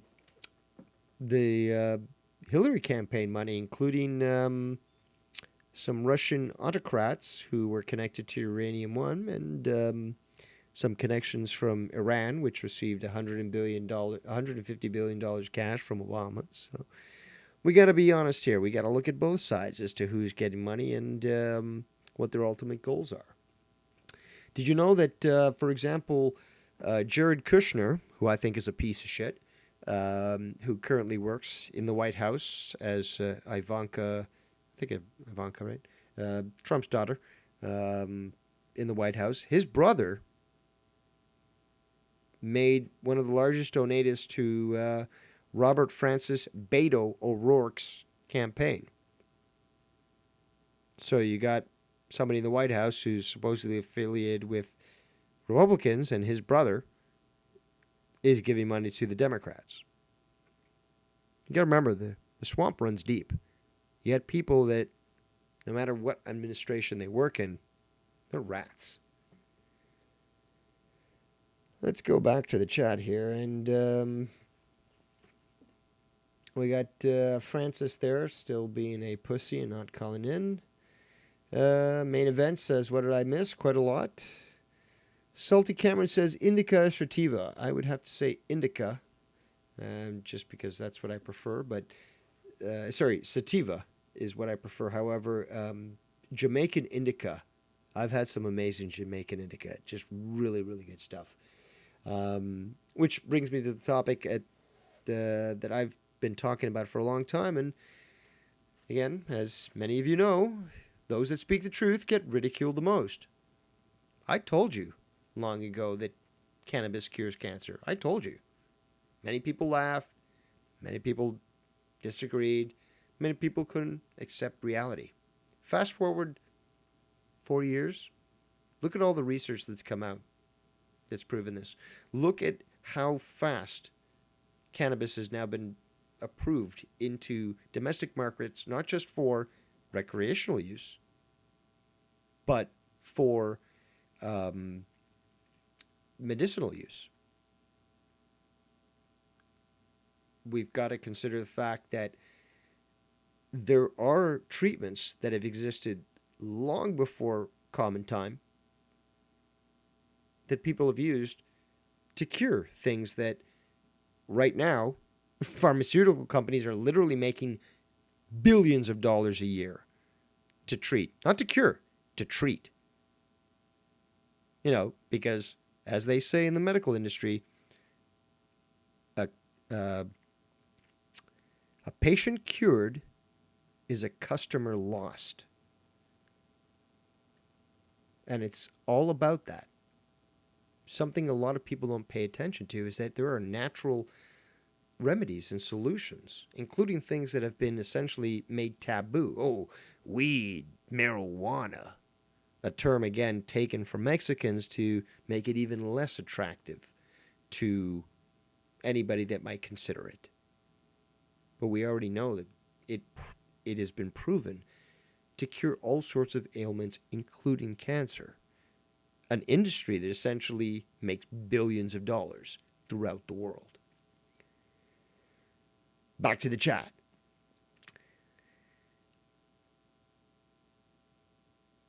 Razier says, and I hope I'm pronouncing that correctly, Sheldon Alderson is on the video saying all he cares about is being a good Zionist and a good citizen to Israel. Well, if he also claims himself to be an American, then I would consider that a big problem. Because dual citizenship is bullshit. You got to claim loyalty to one country. And despite my thoughts about Israel's right to existence and so forth, I don't think at all that, and I could go into that in a different episode because there's a lot of issues there that I don't necessarily agree with, that I've got to go into specific details as to what I agree with, what I don't agree with. But $36 billion a year as foreign pay, not acceptable. For them to have a wall to protect themselves against terrorist attack and illegal immigration, America does not acceptable. For them to be able to cause essentially disarray in the Middle East by supporting ISIS, which they've been proven to do, while America's supposedly fighting them, not acceptable. So certain things need to be discussed when it comes to Israel. Let's see what else. A lot of comments here. Okay, you know what? Vikings fan, here's your ultimatum. You have 3 minutes to call in right now and give your mind before I permanently ban you from the chat. You want to talk shit?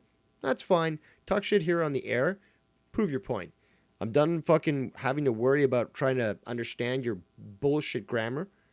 And if you are that much of a pussy, well, you're going to be dealt with quite quickly.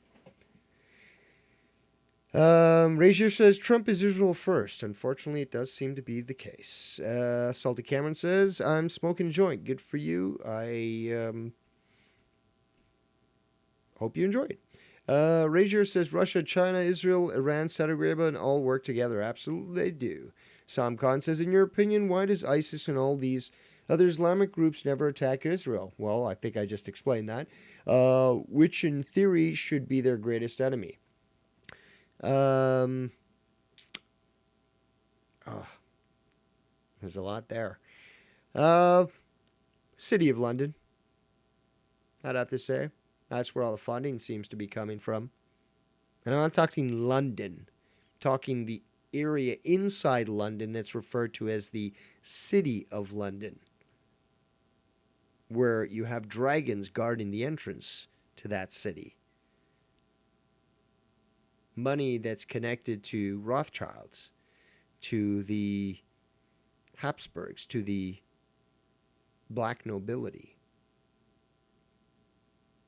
That's where we should be concentrating on.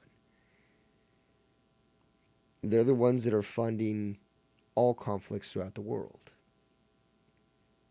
And there's a lot of other connections to places in Europe, including Bavaria and Switzerland. Because, as many might not know, the Templars also ended up in Switzerland. They went to Scotland, absolutely they did, but a huge contingent of Templars went to Switzerland and established the financial banking system that we have in place today.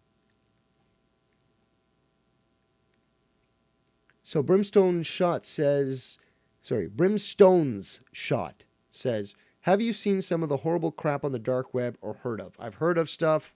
I try to avoid going on the darkest corners of the web. Although when I initially got onto the internet in 1995, I was knowledgeable enough to know a few things. And, there's a lot of stuff out there that people are not aware of. Let's see. Razier says, remember when ISIS attacked Israel and issued the apology right after? I don't remember that, but that's very interesting. Well, Israel does have a lot of nukes. Steve's Drama and Archive says, damn, I left for a bit and you're still going. Must have had a lot to talk about. There's always a lot to talk about.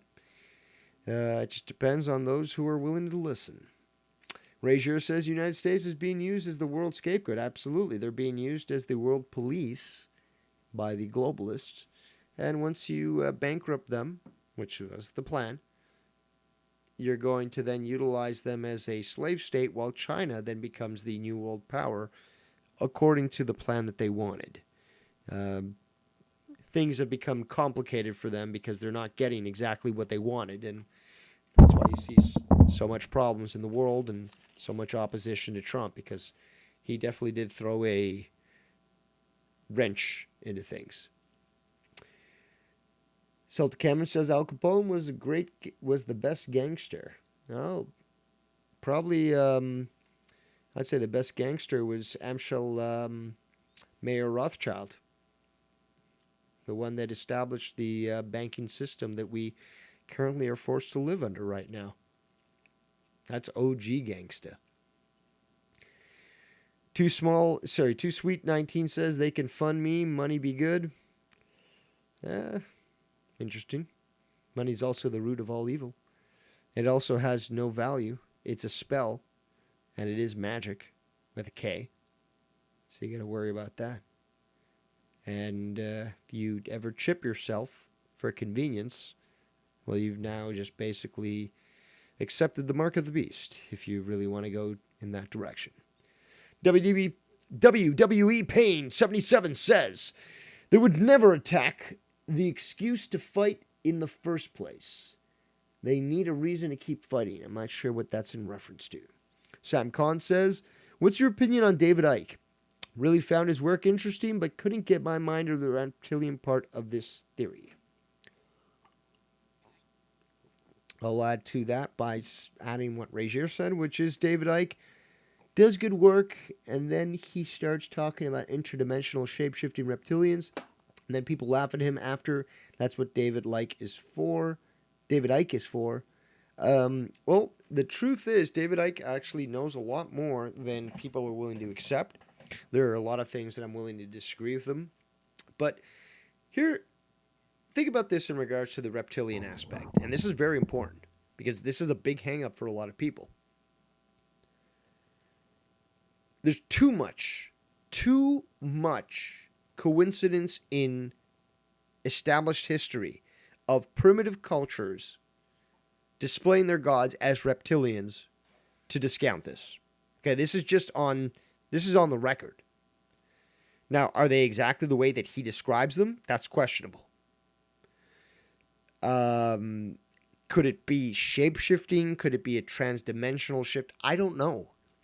What I do know is there's too much coincidence, not only from ancient cultures, but from current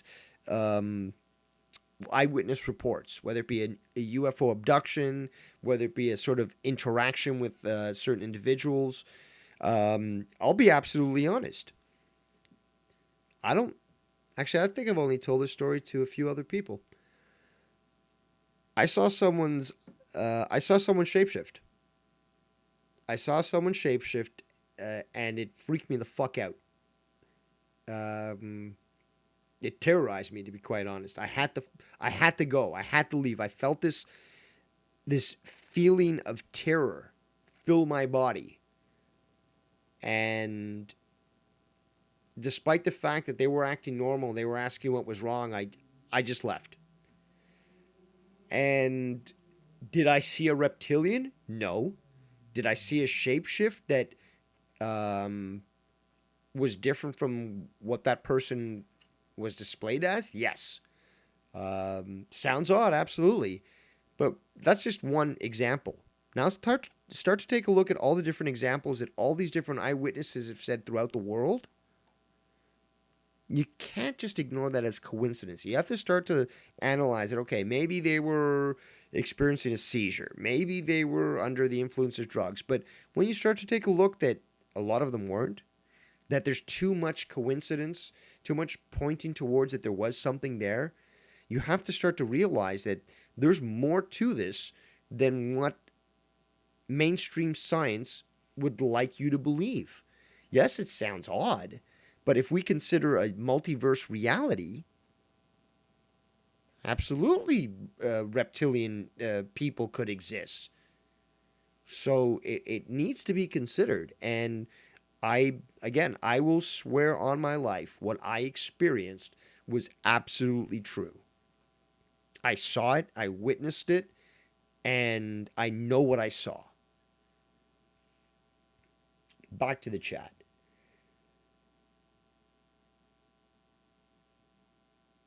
A lot of chat. Oh, wow. A lot of stuff getting written here. The websites you mentioned, 4chan and others, they are points into the dark web from what I've heard. No, that's not the dark web, dude. That's in the public. If you want to visit the dark web, download the Tor Onion browser. Preferably get access to a VPN. And then start searching. And then you will find the dark web. But be very, very careful.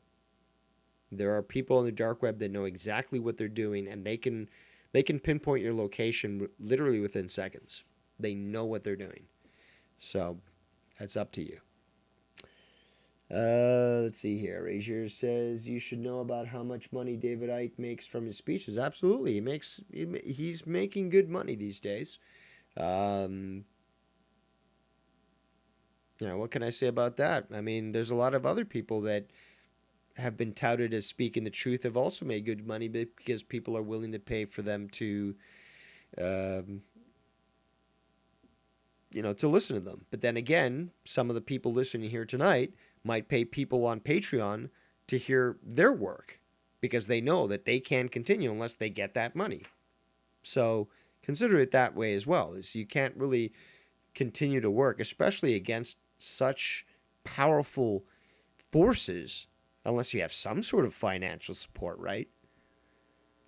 And again, I'm not defending everything he says, but there's some stuff I agree with, and some stuff I can also understand. So we've got to be balanced in these sorts of things.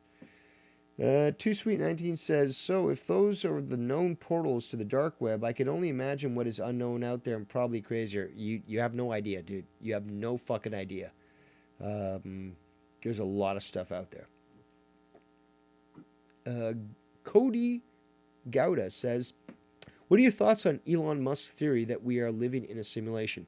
Well, it's not necessarily his theory. Many people have said this before, but I do absolutely believe that we are living in essentially a matrix simulation.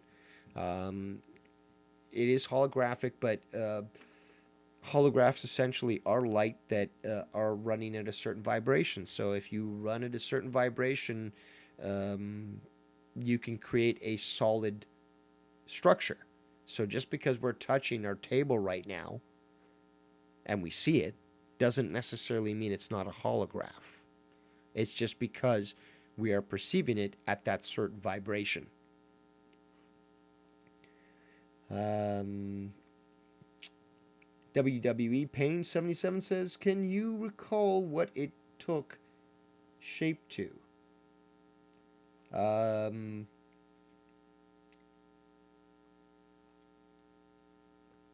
It was a cat-like being. It had slit-type eyes and appeared to be feline. And what's interesting, though, is there are supposed eyewitnesses out there that claim that they've encountered alien or extraterrestrial beings that do appear like a cat. So, interesting. Let's see here. Too Sweet 19 says, I believe in spirits, demons, jinns, angels, ghosts, and aliens. Believe there's a lot of truth in Bible and Quran and other books, more than just devil and Jesus, a lot more. Well, we have to also consider the fact that there is a multi-dimensional existence that we live in, and that also applies to a matrix reality, because there's multiple levels of energy. So in that case, you can understand that things like spirits, demons, jinns can exist. As I spoke about actually on an episode previously with Joe Cronin, who are you to define the difference between an angel and a ghost? They're both supposedly incorporeal. They're both have no solid mass, but people have always witnessed them to exist. And once we understand a multi-dimensional reality, we understand that just because we can't necessarily perceive them from the three-dimensional point doesn't necessarily mean that they can't present themselves to us in some sort of manner. And this happens countless times with myths, with legends, with even current stories and stuff. And there's a lot more truth to these stories than people give them credence for. And I think it's too dismissive of people to just say, oh, you thought you saw something? Oh, you're probably crazy or whatever. Rather than consider, yeah, there's a lot more to this reality than we might know. Sam Khan says, I agree, Too Sweet. I think we would be naive to think it's only us. Absolutely. That's human arrogance to think that we are the only possible existence of intelligence in this universe, that we are the most capable. It truly is naive of us to think that we are the ultimate supreme being. Ragier says, the snake throughout all religion and psychedelic drugs has been taken and supernatural happenings like the Kabbalah, the Aleister Crowley stuff. Not sure I understand that, but that's an interesting thing, is the snake hasn't always been viewed as a malevolent force. There's a lot of cultures in the world, especially the Egyptians, for example, that viewed the snake as the symbol of knowledge, of wisdom. And it's quite interesting that the snake, curved up, does make a sort of symbol of DNA. And if you look at the staff that essentially is utilized for medical industry, it's sort of like a staff with two snakes wrapped around it. It represents the DNA helix over the tree of life. And when you think about the legends of the snake telling Eve to take a bite of the tree of life, tree of knowledge, and getting knowing, getting understanding from that, you start to understand that there's a lot more to the story than, as Regier said, that it's one way or another. It's really one story that's been pasted over another. You have a lot of... it's hard to explain the evolution of a religious text. But it starts off in a certain way, and then certain cultures start to staple their beliefs on top of that, and other cultures staple their beliefs on top of that, and then in the end you get a final supposed Bible or a certain religious book, but really it's a combination of all these different religious beliefs. And then when you start to read, you say, well, there's an inconsistency here, an inconsistency here, this doesn't make sense. But not understanding that it was all because it's all these different books put together from different cultures. It wasn't all made at the same time. It wasn't all written at the same time. And that's something that a lot of people need to understand with religion and religious doctrine and documents, is that a lot of the time the final document that you have in the form of a Bible, of a Torah, of a Quran, isn't initially what was started with. There's a lot more to it. So back to the chat here, because it really is hot and heavy. We got Cody Guada says, this is some really good content. I really appreciate for you joining us here tonight. Looks like Vikings fan has basically determined that he will be removed from the chat. So let me just click on remove. And there you go, buddy. Thanks for joining us here tonight. Too bad you didn't have the balls to actually call up and back up your statements.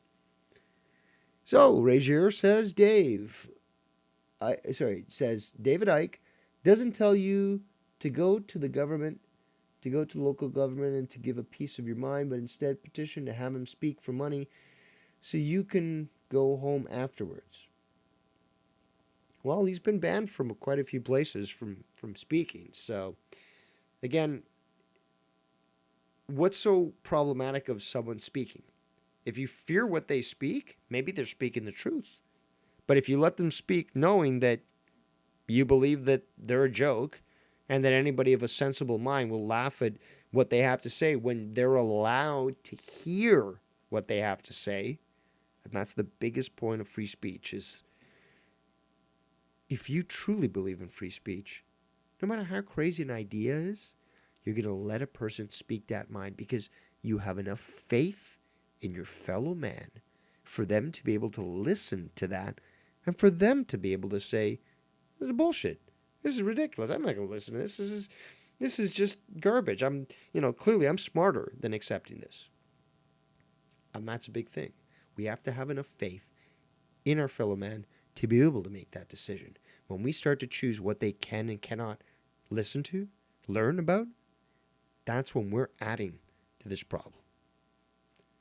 Back to the chat. Okay, so Bad News says, can you... Oh, yeah, it slipped up here. More chats coming in. Bad News says, can you imagine how crazy the 10th dimension is?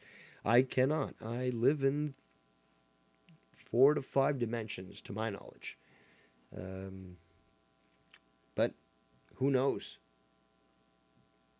Imagine living in 2 dimensions. That'd be kind of nutty. You're only a 2-dimensional being.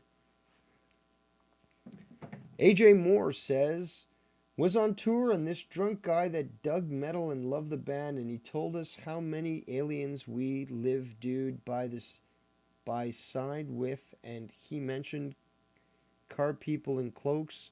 I thought it was off, if never heard. I'm not sure what you're mentioning.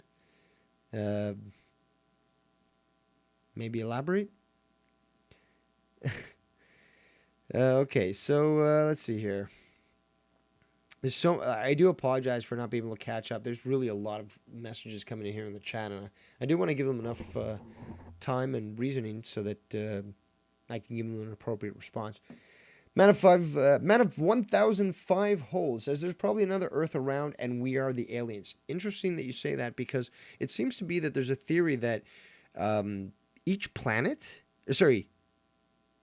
star has a sister star. So if we're going to go with that assumption, there's a sister star to the sun, and in that sort of orbit, in that sort of system, may in fact be another planet similar to Earth. It's an interesting theory. Some people say it's a totally separate solar system. Some people say it's actually something like has been postulated with Nibiru or Planet X, where it's sort of a system that sort of flows in and out of a solar system. But that postulation is there.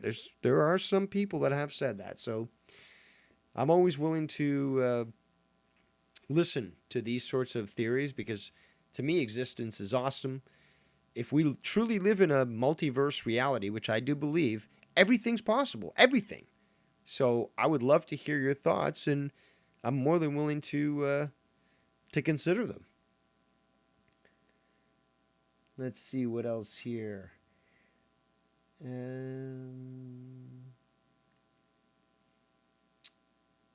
Oh, I missed a good one here. Oh man, I really gotta pick up my pace here. I do apologize, ladies and gentlemen. Okay, so let's go to Brimstone's shot. Dave, have you watched the Black Mirror Bandersnatch movie? I think it's something you really enjoy, making the decisions for the guy of the movie. No, I have not watched that. I will not watch that. There's some very black, deep things going on in that video. There's actual sorcery going on. There's spells. I looked into this. Got my sources on analysis of black magic, especially usually in the media. And this is one of those shows. There's a lot of bad stuff going on in that show. Bad stuff. When you expose yourself to certain frequencies, certain visual elements, you are susceptible to spells. That's just the way it is. And from what I've seen, that is something that's very big with Bandersnatch. Not as big, I should say, there's another show which doesn't have as much as an effect as Bandersnatch does, which is the Stranger Things. Stranger Things has a lot of really, really concerning stuff. It's not just the story they're telling. It's not, what they're doing. It's the way that they're doing it. It's the way it's being presented. We need to understand that even something as simple as refresh rate on a TV screen, a color being flashed, has huge amounts of influence on your psyche, especially subconsciously. We need to be watching out for these shows. A lot of them have a lot of negativity associated with them. They're trying to lower your vibration and bring you into a sort of trance. This is not speculation. This is established fact. I can point to countless reports, white papers, whatever you want to call it. I can prove what I'm talking about right now. Might it sound strange to some people? Sure, absolutely, fine, whatever. If you were my child, I would not I would not expose you to that. That's what I'm saying. It is something so powerful, so extreme, that you need to be careful, even when you are aware of these sorts of things. This attempt to manipulate your emotions, your life, your psyche.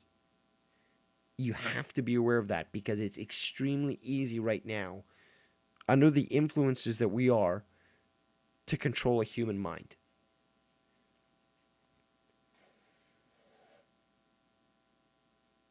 Going back to the chat, I thought I banned Vikings fan, but I guess he's still there. So I guess you win this round, maybe? Or let's just say that the universe is smiling upon you at the current moment. So I'll let this pass for now. Razier says, "Did you know Did you know that in the Talmud it says Jesus is boiling feces?" Yes, I did.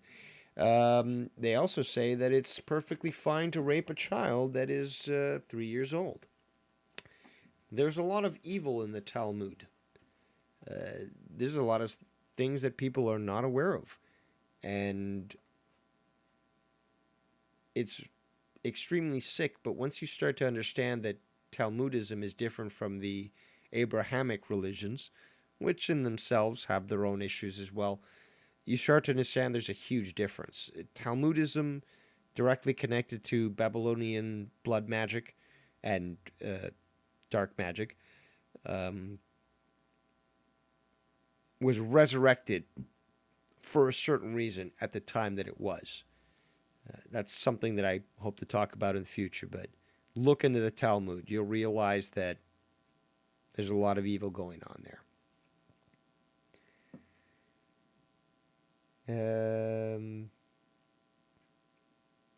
I'll read something that Francis, a.k.a. Vikings fan, is saying. "Hey, Dirty Dave, can we see your soulless patch?" Well, I've got a soul, but I'm not a soldier, if you remember that song, but you probably don't because you're mentally retarded. Now, Razier says, "David Icke's role is to keep people from fighting the man."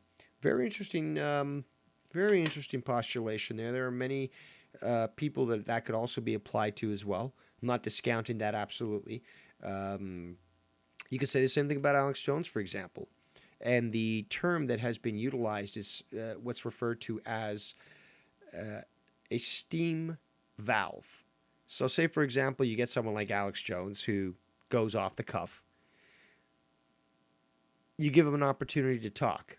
Then you got people that are frustrated with the situation and says, okay, well, at least there's somebody out there talking about this. I'm happy now. I'm not going to have to go to my senator and complain, or I'm not going to have to start to boycott all these companies. I got somebody speaking on my behalf. The same thing could be applied to Alex Jones or to David Icke, to give the impression, the idea that somebody's fighting on your behalf and saying the controversial things that most people would say, like shape-shifting reptilians, and you're okay. So you don't have to fight for it. You don't have to step up to stand up to lies. You know, you've got somebody supposedly fighting on your behalf, so it's okay. So that's where I would have to agree with you in that extent, Frazier, because it sort of fits that. Now, does that mean that David Icke isn't actually telling truth? No. I actually think that he probably is telling quite a lot of truth. But how much? And where does his loyalties lie? That's the problem with misinformation, is that sometimes misinformation does release a lot of actual truth, but there's just enough lies to sort of throw people off the path or to make anyone who listens to them considered crazy. Back to the chat. We got Jim K's One says, "Good evening, Dave. Thank you for joining us here, Jim K's One." AJ Moore says, "Damn autocorrect. I totally agree with you. I do not like autocorrect." Sam Khan says, "Damn, I'm gutted. It's 2 a.m. here in the UK. Damn, man. Thanks for joining us. Need to go. Great question, guys. And as always, very interesting, Dave. Take care, Earthlings." Thanks again, Sam Khan, for joining us here. Do appreciate your ability to endure, considering how late it is there in the United Kingdom. Jim K's One says, "Dave, do you think any of the paranormal ghost shows are real or are they staged?" Unfortunately, most of the shows today are staged. Again, it's very easy to make a very flashy show on TV. and unfortunately, most of the people, in my opinion, that watch these shows are horror fans. They're not actual fans of knowledge, fans of learning about the paranormal. That's not to say all of them aren't, but the majority aren't. They want to be scared. They want this flash, you know. So most of these ghost shows are made specifically to sort of look like it's frightening, but it's no big deal, and it is essentially just to hype things up, which is unfortunate because what that does is that poisons the well for those of us who actually believe these sorts of things and makes us look like morons because, the TV made those guys look like morons, so anybody that believes in ghosts must be a moron. Again, this is all part of the plan. You got to shame people that think independently. Not just in this sort of topic. In politics, in sociology, in family, everything. You got to shame those that don't believe in what you believe or even that are willing to question. You got to watch out for that. Back to the chat. Let's see here. We've got Bad News says, have you or would you or have you tried DMT? No, I have not tried DMT. I have had both lysergic acid, which is acid or SID or whatever you want to call it. I've also had mushrooms, magic mushrooms, but I've never actually had DMT. It is that and ayahuasca are something that I'm extremely interested and peyote in trying, specifically for the spiritual component. DMT, from what I've and ayahuasca actually, what I've heard is that when you expose yourself to that substance, you can actually see what are referred to as elves, these little creatures that are essentially sort of messing with you, but also sort of trying to connect with you and tell you some sort of information. And there's so many cultures out there in the world that have been doing this for literally tens of thousands of years. And they're aware of things, of a reality that exists beyond the veil that most modern societies refuse to accept that exists. We can't just deny this. And I'm definitely very interested in trying out one of those substances, whether it be DMT, ayahuasca, or peyote, specifically to be able to cross that veil and to see these interdimensional beings. Back to the chat. Corrupted says, sorry I didn't call, Dave. Well, that's not a problem. Corrupted, feel free to call in now. You would be our first caller, despite the fact that I have been encouraging people to call in, but that's perfectly fine. Ragier says, totally agree with Alex Jones thing. Yep. That's probably about what I was discussing about how it's sort of what's called a steam valve, alleviate pressure from those that are concerned about what's going on, and those people that are concerned sort of back off and say, okay, well, somebody's speaking on our behalf, when in fact it really is a misinformation campaign. But we can't also refuse to consider the fact that, say, for example, you were Alex Jones. Say you were really are concerned about information, and then you get a visit from some men in black, and they tell you, look, not only are we're willing to let you continue, we're willing to give you money to support your operation, but if you ever talk about this topic, your family's dead, your pets are dead, you're dead, and everyone you've ever known is dead. You get us? What will you do? That's kind of what I think Alex Jones has gone through, where he's essentially allowed to continue to do what he's doing, but he's basically been warned. Certain topics you don't touch, because if you do, you're going to end up basically suicided with two bullets in the back of your head.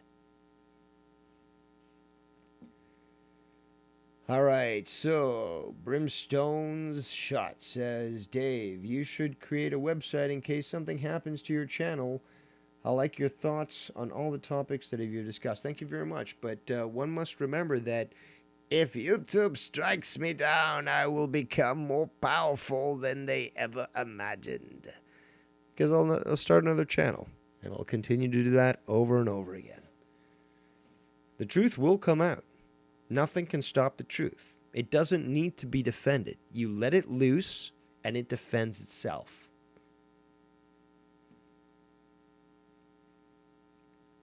We got Man of 1,005 Hold says Ghost Hunters. Yeah, that's one of those shows that I don't really agree with. I mean, they're fun to watch because, again, I just watch them as fantasy. But, like, I don't even watch them. I mean, I've seen a couple of episodes. But it's just like, it's not real. It's not what I would be doing.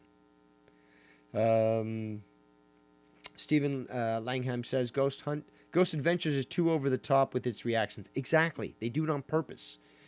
Corrupted says, I got to do Throwdown, or I would, Dave. Haha. Let's take drugs. No, you don't have to do Throwdown. You got this great show going on right now, and some topics that I'm sure your co-host could not intellectually handle, but that's just me throwing shade. All right, going on. Jim K's 1 says, Dave, do you believe in the 9/11 conspiracy theory like Jesse Ventura? I do not know exactly what Jesse Ventura believes in regards to 9/11. But I can tell you that I will be talking about that in a separate episode, because that does deserve to be spoken about in a separate episode. But it's not what we saw. Actually, you know what? Sorry, guys. He brought it up. You wanted it. You got it. I'm sorry. I got to do this. I'm going to have to show you a graphic right now. I'm going to have to show you a graphic that really might just blow your mind. A graphic that you need to consider when it comes to this sort of situation. And maybe this will end up to be this channel being deleted entirely. But you really need to see this. I'm just preparing it right now. Just give me a second here, because this is something that I really do need to share.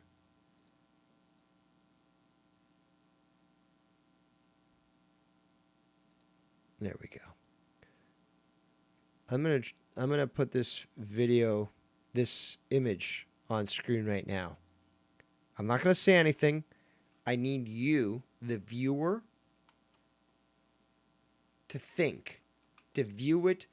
I'm not going to suggest anything. You need to be the person to figure out what you're seeing, okay? You need to see this.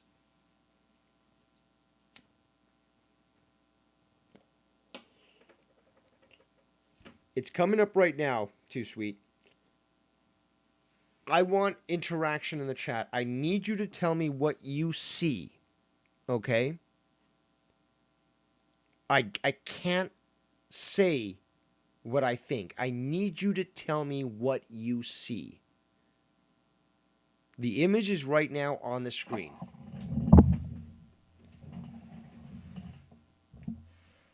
If you looked into this topic, if you looked into the topic of the way that the World Trade Center towers 1 and 2 were built, I need you to see what you are seeing right now on the screen.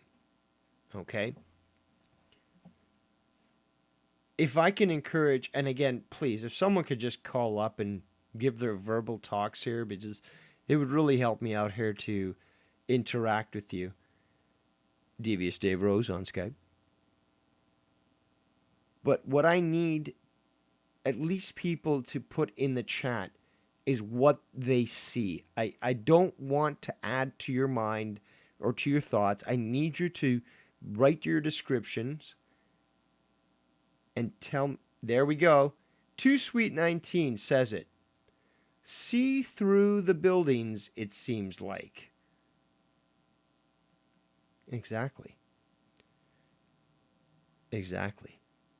Why is it that you can essentially see through entirely dozens of supposed levels in the building, and yet see the sun perfectly through it? Jim K's 1 says it exactly. Looks hollow. Lee says empty towers. Now think of it this way. Done a lot of work into this. The towers were actually created initially, and you can find this information, to be able to be detonated utilizing atomic weapons. Yes. Sounds odd. But during the 60s, there was a push to be able to utilize nuclear weapons for the peaceful use in manipulating buildings, the ground, whatever, and utilizing controlled demolitions, especially nuclear. You would be able to take down a building of this size, in a city, without taking out, tens of blocks around it. Now, the towers get built. They get a core structure that allows the tower itself to be held up. But rather than build floors in between, you build a skeletal structure around it. And there are certain areas where you can build levels, decks, floors to, certain others that are left empty. If you start to take a deep look into the occupancy of the towers, they were never fully full. You never had every single floor filled with people or with companies. It was always extremely difficult to fill the occupancy with companies or individuals that want to utilize that space. Now, if you remove all these floors from this structure, you install bombs inside, and you detonate, well, that explains why there wasn't, that the towers were able to fall in free fall, why there wasn't a sort of resistance when the towers fell, and essentially allowed for these things to easily be detonated and reduced to dust.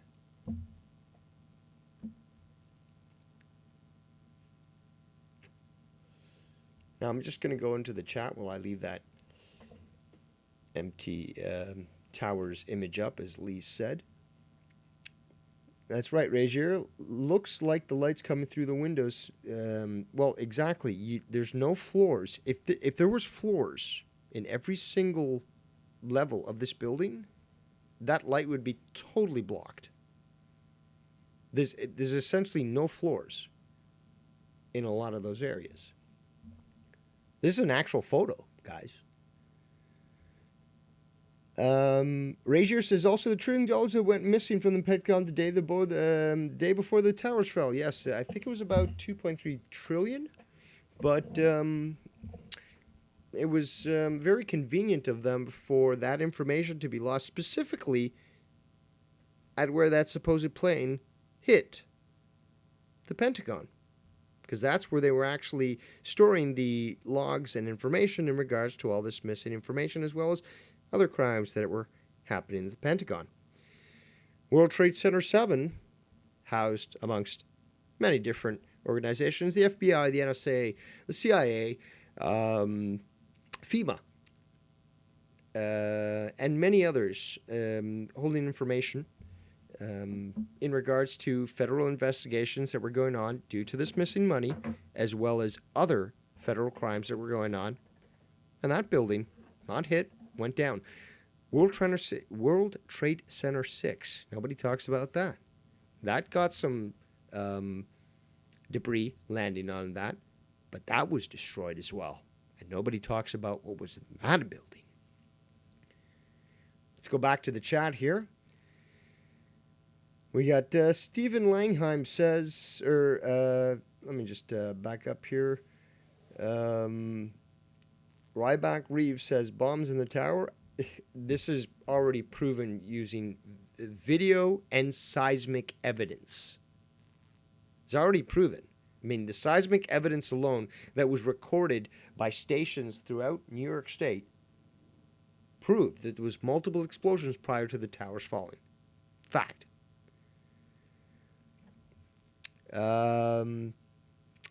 Brimstone Shot says only glass. Well, quite a lot of it was. Stephen Langheim says the tower is mostly windows. Well, yep, most of it was. An open space on each floor. Yes. Again, look into the vacancy of the Twin Towers, especially by the time that 9/11 happened. Hardly anyone was renting that building. It was too costly. They had asbestos. They couldn't afford to remove it. It would have been cheaper to take the buildings down, even though it would have been trillions of dollars. So, what better than a terrorist attack to take those towers down for you? Too Sweet says, does seem empty. Yep. Is the picture of them being constructed? No, it's not the picture of them being constructed. This is like close to the end of it. Like basically 74, I believe. Like it was just basically when they finally finished it. Razier says, also $1 trillion that went missing from the Pentagon the day before the towers fell. Yeah, I think I talked about that. Jim K's one says 3 towers were destroyed in 9/11. Actually, it was more than 3. Is that correct, Dave? And if so, the towers went down and had no damage from the planes. How does that happen? Supposedly, WTC 1 and 2 were hit. They went down. WTC 3 was not hit. It went down. Silver, can't remember his name, the Jew. He said, pull it. I was World Trade Center 3. World Trade Center 6 was hit by some debris. That was also pulled, although it was not officially admitted. There's multiple buildings in this complex that actually were destroyed. Many of them actually housing organizations of high-level intelligence that would have definitely benefited from this sort of event. We got M's Girl 07 says, hi, Joe sent me here. Well, thanks for joining us here. If you got any questions or you want to give us a call at Devious Dave Rose, feel free to do so. Bad News says, crazy pick. Absolutely. When I found this pick, it just blew my mind. There's some stuff I actually want to talk about this particular image about, but I'm not on this episode. We've talked a lot. There's really something I really want to talk about this image. I just can't do it right now. All I can tell you is that there's so much more to this than you might realize. And the empty towers scenario has a lot of credence to it. I will talk about this in the future. Hopefully this channel doesn't get taken down. But I can promise you there is stuff that I need to talk about in regards to this. So we'll be talking about it in the future. Man of 1005 Hold says inside job. Yes, inside job by several different organizations. Five Eyes, for example, big time involved. Five Eyes is basically the intelligence organization that works between Britain, Canada, New Zealand, Australia, and America. Mossad was also involved. German intelligence, French intelligence, also big time involved. This was a planned coup from the get-go. And if you start to take a look at the number 9/11 and how often it had been used prior to this event, you see that this was planned from the get-go. I've got the graphics that I can prove this on. I'll have to put them on a separate episode because there's too many to show right now. But we got to remember that with media, even subconsciously, they try to plant seeds, and they will show you images. And when you start to collect them all together and see the numbers 9/11 pop up over and over again, you start to realize that there's a reason for that. The number 9/11 has big meaning esoterically. It is something that actually has been pushed for a long time, and it probably has to do with the fact that in September 11th, in the, I believe it was the 1800s, Vienna defended themselves against the attack from the Ottoman Muslims. That was the first time they were able to finally push away the Muslim invasion of Europe, which is probably why the elite chose 9/11 as the date for this sort of attack. By the way, did you know that the cornerstone of the Pentagon was laid on 9/11? There are many, many structures that actually were grounded and laid on September 11th of many different years. It's a Masonic number, a Freemasonic number, is a number of great value when it comes to magic. We can't deny that. That's something that has essentially been sort of touted by these secret societies. They think we don't know about it. The Templars, the current iteration of the Templars that exists right now, might think we don't know about it, but we do. 9/11 is a big, big deal to them. It's a symbol, it's a number, it means something. Back to the chat. Don't forget, we got Rager says, don't forget about the dancing Israelis in New York when the towers fell. In New York, in New Jersey, in Gaza, in many other places in the world where they essentially were, well, sorry, not Gaza, that was the Palestinians who were also happy about the attack. But basically the Israelis that were caught in New York were filmed and documented as basically celebrating the attacks. As soon as the American FBI found out about this, they were jailed, and magically they were allowed to return to Israel. Just like bin Laden's family, that as soon as they were found out, they were allowed to head back to Saudi Arabia, despite the fact that the entire country's airspace was shut down. So we've got two groups, Saudis and Israelis, allowed to return to their own countries when all the airspace was shut down. Questionable, isn't it? Or should I say, revealing. Back to the chat, we've got AJ Moore says, World Trade Center hit by a UFO ball. Have you seen those videos? Yes. Yes, I actually have. One of the videos, the video actually specifically that you're referring to, the ball attack on the World Trade Center, you can actually find videos of that, but instead of the ball, you've got a plane. But the videos that came out, firstly came out, showed the ball, not the plane. Later on came and showed the plane. And later on, when they were analyzed, showed that the plane was sort of manipulated on there, hiding the ball. Very interesting. If you really want to go into this, the videos that you saw on TV were actually delayed about by 5 minutes.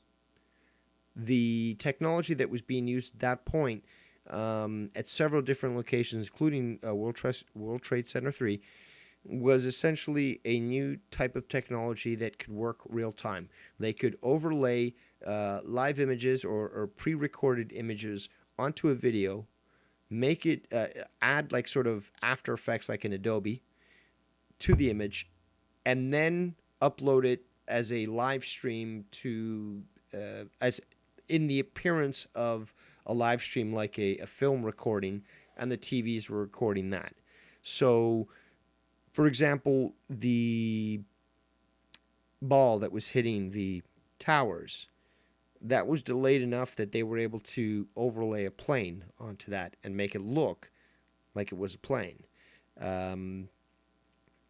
They also had another occasion where the plane supposedly came out of the tower fully intact, despite the fact that it's so soft it wouldn't have even survived that. And if you use the graphic analysis tools, you'll see that that was manipulated. So what you saw on TV was at least delayed by 5 minutes and totally manipulated. Cheekbuster says the presence of microscopic iron droplets confirm the presence of magnesium thermite. Exactly, and that's how you're able to cut these extremely thick steel bars, and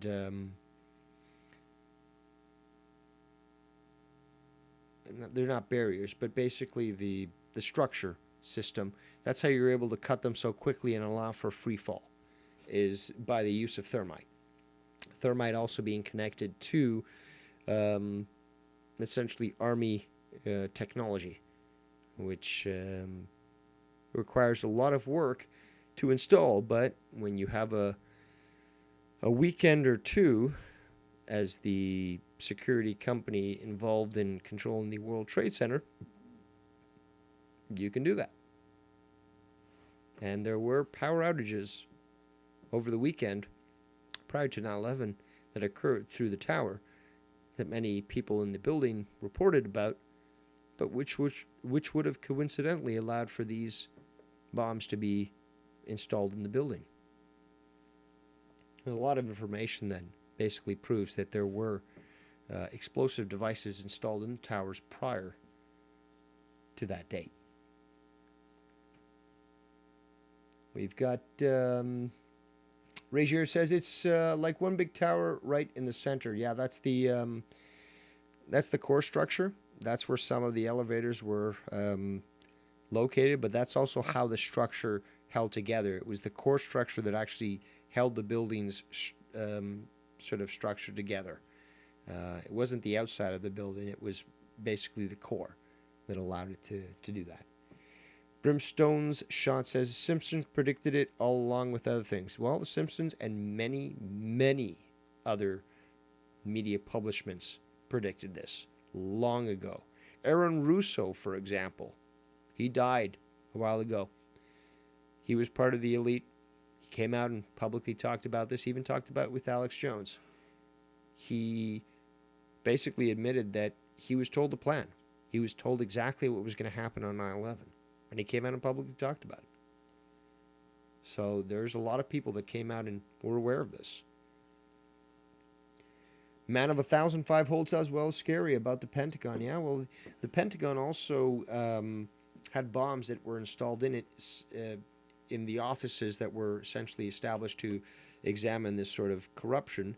Those blew out, and the plane that supposedly hit it wasn't able to run over the ground that it ran over and not destroy it, and somehow was able to break through 3 circles of the Pentagon, which is already essentially made to handle that sort of attack. So it definitely couldn't have been the plane that they claimed it to be. Also, the Pentagon actually has active surface-to-air missiles surrounding it. Anything that gets close to get blasted out of the sky. Why was it that these things were shut down or not operative? It's the most protective building in the planet. And yet, for some reason, this plane was just able to slip through. Jim K's 1 says, did you hear on the day of 9/11 when the buildings were hit, some people say UFOs were spotted? Yes. Some people... I've seen some pictures, not sure if they're real. There was a lot of unidentified flying objects that were observed on 9/11 around the buildings and around these sites. That's not necessarily to say that they're aliens. These could be some sort of secret military aircraft that are made to observe these sorts of things, but the sightings are there on the record that many people observed these sorts of UFOs. Ragier says, and then we have a giant war blaming just Muslims. Just crazy. Well, it's funny that even before this occurred, the Project for the New American Century was pushing for a war with Iraq. And they said that the only way to accomplish this was for some sort of Pearl Harbor event. Well, that's what they got with 9/11. Funny to say also that those that actually were part of the Project for the New American Century not only were included in the upcoming George Bush government, but were also dual citizens with Israel.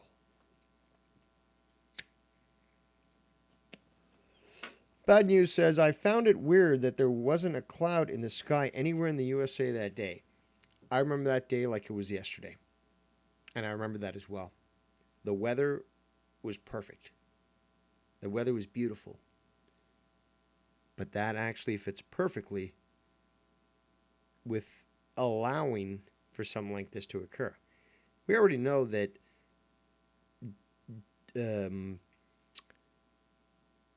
environmental manipulation occurs, especially with the use of chemtrails.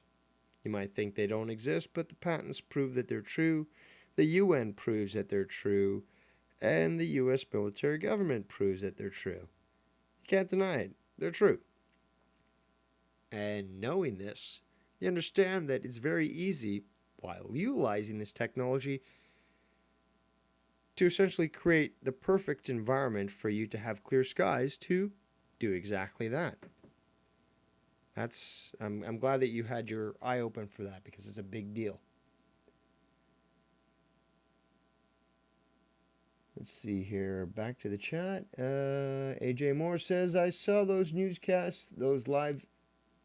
Those images are definitely edited. They have removed the city behind the towers. Yes. I'm in the production that looks like a bad quick render job. No plane ever. Dude, I'm so glad you brought that up. Again, this subject alone I could have done 3 hours on. Look at the angle. Look at the angle when you're looking at the plane hit the plane. Okay? When you're looking at the plane hit the tower. Look at any previous other picture of the skyline, of those towers at that same angle. You see the city behind it. You see the massive city of New York stretching to the horizon. And yet in these images, you don't see any of that. AJ Moore, spot on. Great eye. And it's not just in one image. It's in several images where normally you're supposed to be able to see the city horizon behind it, the skyline, all the buildings. No, it's sort of like a gray sky behind it. You see it almost perfectly if the plane hits it. No interference.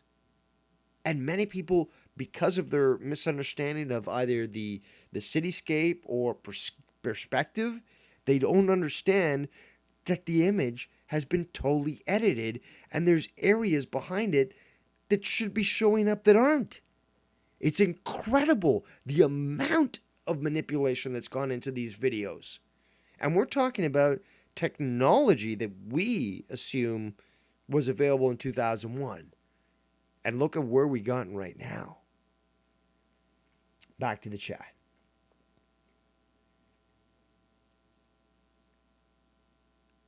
We got Steve Langheim says, plus Sky News reporting before and after. Absolutely. They reported, Sky News actually reported the collapse of World Trade Center Building 7 prior to its collapse. And you see it in the background of this newscast, them telling you it's collapsed, and it's still there. Which goes to show inside information. Nobody can deny that. That's fact. We got AJ Moore says, Iron Man Cartoon 94 had an episode where they tackled the Pentagon Towers in a kid's cartoon. Absolutely. We have books even from Sesame Street showing that exact same thing. There's a lot of precursors basically indicating that there's going to be attack on that location. So good eye there as well. Rajier says, Benjamin Netanyahu, Prime Minister of Israel, wrote a book in the 90s explaining that the Muslim extremists would attack New York, as did, let's see here, there's so many, Zabrizhny Brzezinski with his Grand Chessboard novel. We had George Soros. We had Alan Toynbee. We had a lot of individuals that essentially indicated that this would be the necessary required action to initiate the what would become the war of terrorism. You know, they say war on terrorism. It's the war of terrorism. They needed an opportunity to basically say, you're either with us or against us. Now it's time to fuck up the world. You know, and they go and try to take oil from Iraq while fucking it up and balkanizing the country so that they can create division. And it goes on and on. But that's not America doing that. That's the globalists doing that. And I take issue when people say, "Oh, well, America, bad America." Did the American people vote to die for Israel? No, they didn't. American people vote to support essentially empowering the globalists? No, at least not directly. When they're easily manipulated, that's a different story. But if given the truth, most people would say, we don't want anything to do with this. So we got Green Monster 1991 saying, hello from Ottawa, Dave. Hello, Green Monster 1991. Hopefully you're surviving all those unreported Islamic attacks that are currently happening between the feuding Islamic parties that exist there. Ottawa is basically turning to shit, unfortunately, from all the research I've done.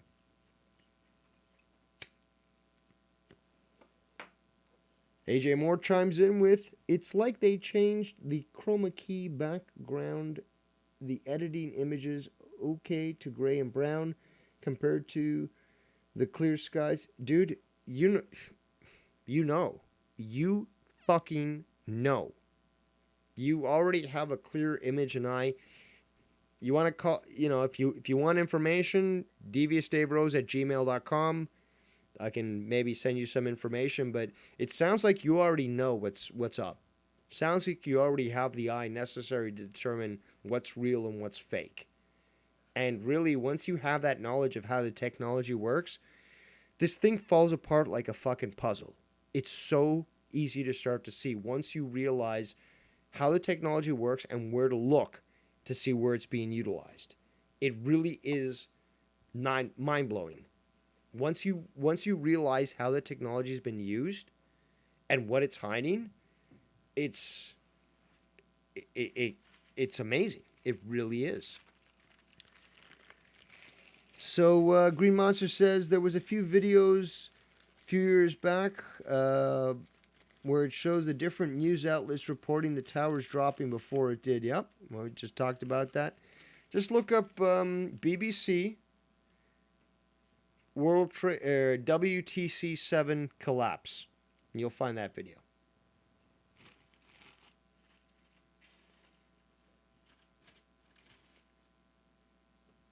So yeah, wow, we've covered quite a lot today. I did not expect to be going this far, but then again, some of my best shows are basically me expecting to only go an hour, and right now we're close to 3 hours. So I do appreciate everyone for joining us here tonight.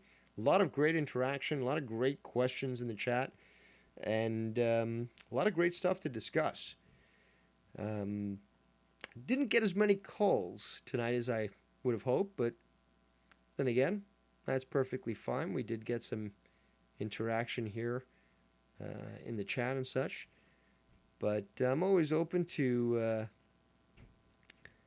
taking some calls and such, just to hear a human voice as well as maybe get some particular perspective when it comes to your thoughts on these sorts of things. So, just messing around here with my graphics.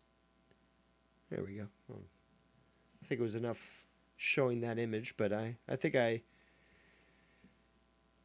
provided enough information so far with that to get you guys to start thinking on your own as to what you're seeing.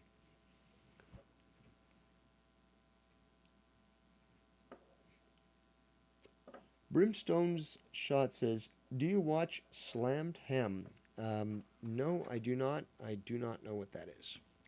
Cheekbuster says, "Don't have Skype. I would have called, but I don't have Skype. Love the show, man." Well, definitely appreciate your input. If you've got any questions or input you want to add, just feel free to put it in the chat if you can't call in via Skype. But I'm always up for interacting with anybody, even if they don't disagree with me. But I'm always willing and able to examine the unknown, and always up for just discussing that sort of thing with anybody that would be up for that.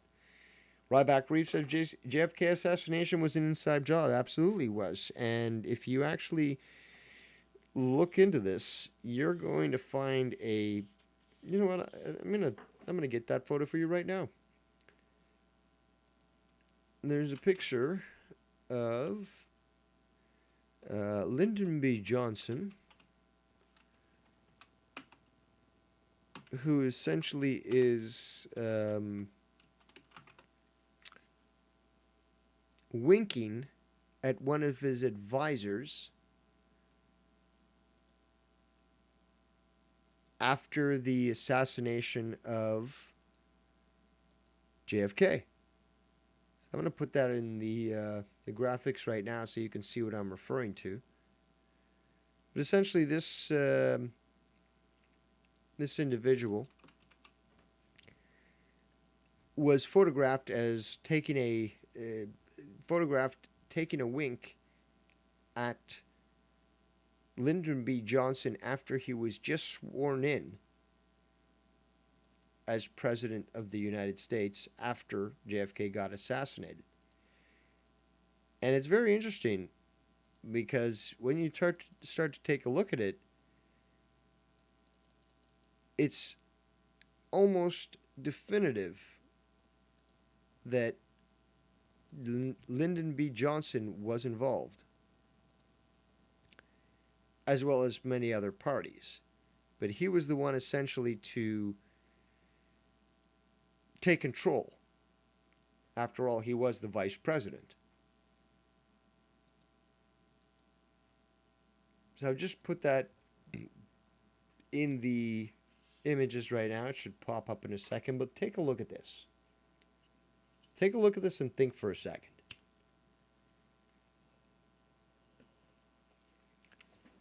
The president has just been shot.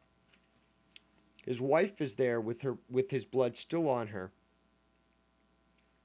Lyndon B. Johnson swears on the Bible and becomes president, looks back to his advisor there, and look what we got there. A nice wink. There's other photos actually showing the grin on LBJ's face at this point. But they were both giddy, like schoolgirls, about this. They had basically committed a coup on the American system, got rid of a troublesome president, and now were able to do whatever they wanted. What did Lyndon B. Johnson do? He expanded the Vietnam War. Something that Kennedy had actually chosen to try to slow down. There's so much in regards to this. Johnson was totally aware of what was going on, and he actually helped it to happen.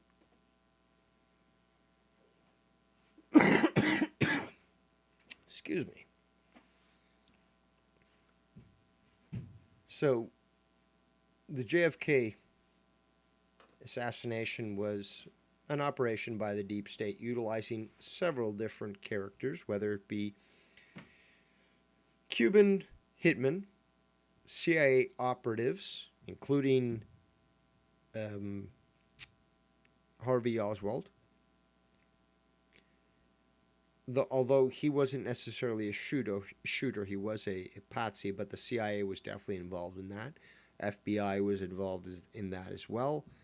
The Italian mafia specifically what was going on in Texas was involved in that as well. And there was a few other groups that were essentially assisting. So it was a whole plan by the deep state to take out a president who not only had just recently, a few days ago, said that he hated secret societies and that Americans should be afraid of them, but he had also stated that due to the CIA's total disregard for the law, that he wanted to splinter them into 1,000 pieces. Well, who was in charge in the CIA at that point? The Dulles brothers. Those that were involved during World War II in the OSS that were able to bring in under Project Overcast and Project Paperclip all these Nazis that were essentially then integrated into the deep state, including CIA, NSA, and NASA. And JFK, wanting to splinter this organization, scared them so much that they realized that the only way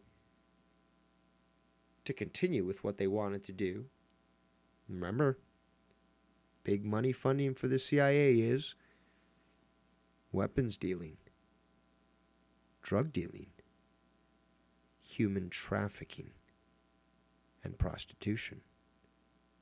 The only way to continue on with the massive profits they were making was to take out that individual that had publicly called them out, John F. Kennedy Jr.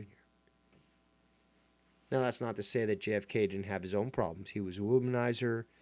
He had several very questionable connections. But the fact that he publicly stated that he was going to disable the CIA is probably the main reason why they killed him. Back to the chat.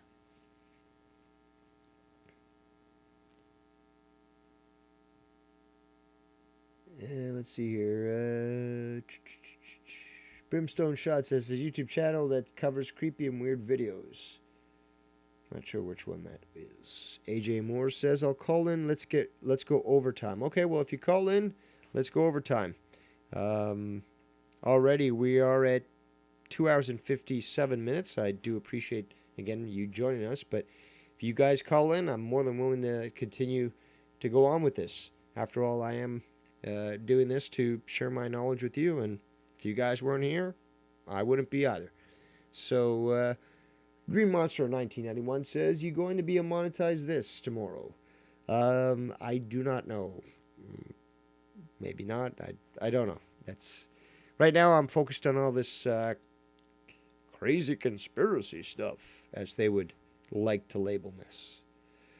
Razier says, for a second thought, I thought the guy on the right was Jared Kushner. Well, wow, now that I'm looking at him now, hey man, maybe confirmed time traveler? Who knows, eternal, immortal, reptilian elitist? You never know. Does look very similar. 718 Project says LBJ was under investigation for 2 murders prior to JFK assassination. Funny how it is that all these politicians under supposed investigation for murder usually never get in trouble. You know, I mean, even someone like Ted Kennedy. You know, just let's leave a girl to drown in a car, but hey, we're going to continue to serve as a senator. Look at that.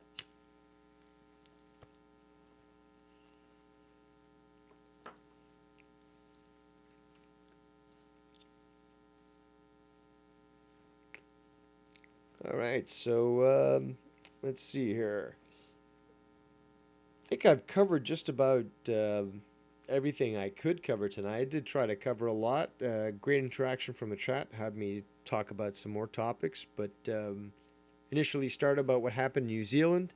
Bottom line is it was all fabricated, essentially to push firearm laws and an attempt to control the populace by taking away their liberty, total holes in the story. The Prime Minister of New Zealand appears to be a tranny. If you look at the videos of her, in quotations, walking down the hallway recently, you'll notice that there's a very large Michelle Obama type bulge in the groin area. She looks down, sort of acknowledges it, and tries to dismiss it, but it seemed to be quite meaty. I don't know if those New Zealanders have some juicy sausage down there, but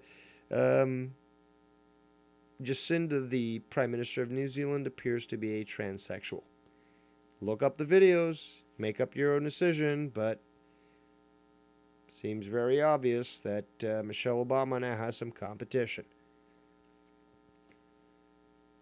Cheekbuster says, thoughts on the Holocaust denial? I heard some parts of Anne Frank diary were written with a ballpoint pen that wasn't invented until after their death. Well, that's true. The ballpoint pen was not created until after her death. Also, gas cannot be kept in a room with a wooden door, which is what was used as at the Auschwitz location. Zyklon B was also actually made for delousing, wasn't a gas product for killing. Was there a concentrated attempt to exterminate Jews by the German Apparatchik? Yes.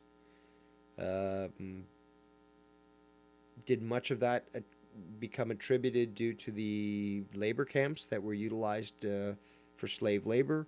Peenemünde, I should say. Auschwitz, Dachau. Yes, absolutely. But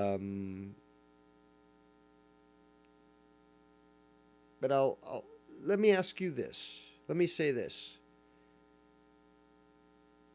Why is it illegal in certain countries to question certain supposed historical events? Are we not capable enough as humans to question these sorts of things? Or is it possible that maybe history is not what we're told? Is it possible maybe certain agendas are at play to protect certain individuals and keep them in a certain victimhood protection that allows them to indiscriminately do whatever they want? And if you were to question them, that would be close to racism or anti-Semitism. Riddle me that.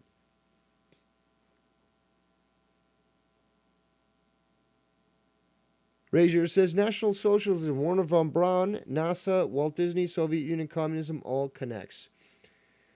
Well, all connects, but there are different connections between the two. Or between all of them, I should say. And there's a lot to go in with that. I mean, you're talking about all different sorts of things, and I could talk about many different aspects of that, but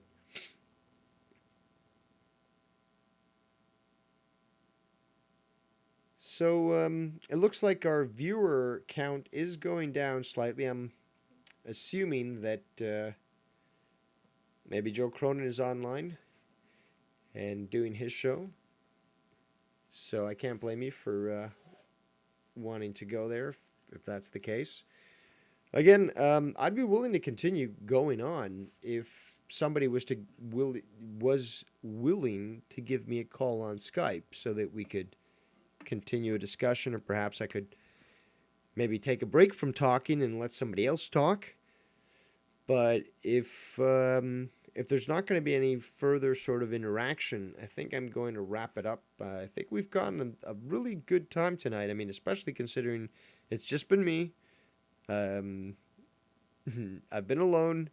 Got a lot of great interaction from the chat, but it is a challenge, especially when you're not a professional, to carry a show on your own, especially solo. So I think I'm gonna wrap it up. And yeah, like I said, okay, well, AJ Moore says, "What's the Skype number?" I don't have a number. It's just Devious Dave Rose. It's all one word. It's just my name, Devious Dave Rose. You can call in. 718 Project says, "I'd love to hear you cover 5G and it can be harmful to humans." Yes, it is harmful to humans. There should be no push whatsoever for it. Trump right now is saying he'd love 5G. It's a terrible idea. It's going to be very bad for humans, and it's a convenience factor. There's nothing beneficial from it, other than the fact that you'll be able to view a video quicker, or stream faster. There's nothing else that you're going to benefit from that, and it's going to affect the environment and humans very adversely. So it's just not something that we should even be bothering with.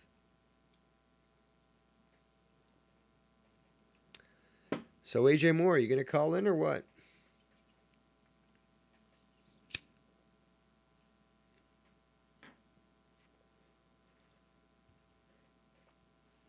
I'm trying to give people up the opportunity to speak their minds and to share their opinions. But I do need people to call in if that's what you want.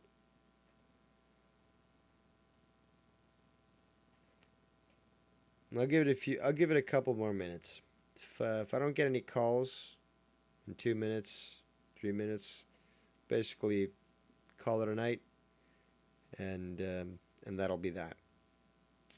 I'm sure there's there's always shows to watch and stuff on YouTube, but I do again want to thank everyone that did end up showing up here tonight. We had quite a few people, actually. I think at one point we had maybe 30 people viewing, and I do appreciate every single one of them for coming in to just listen or share their thoughts. Had a lot of fun actually talking about a lot of these topics here. I was able to share quite a lot, and I hope that I was able to give you enough information that you can now go on your own and find what I was talking about. Because it's out there if you want to look for it. And no one should ever deny you that ability to learn.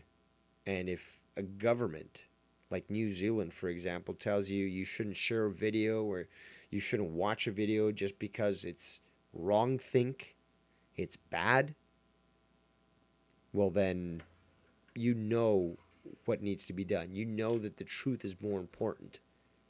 So you do what you need to do so that you can learn the truth and you go from there.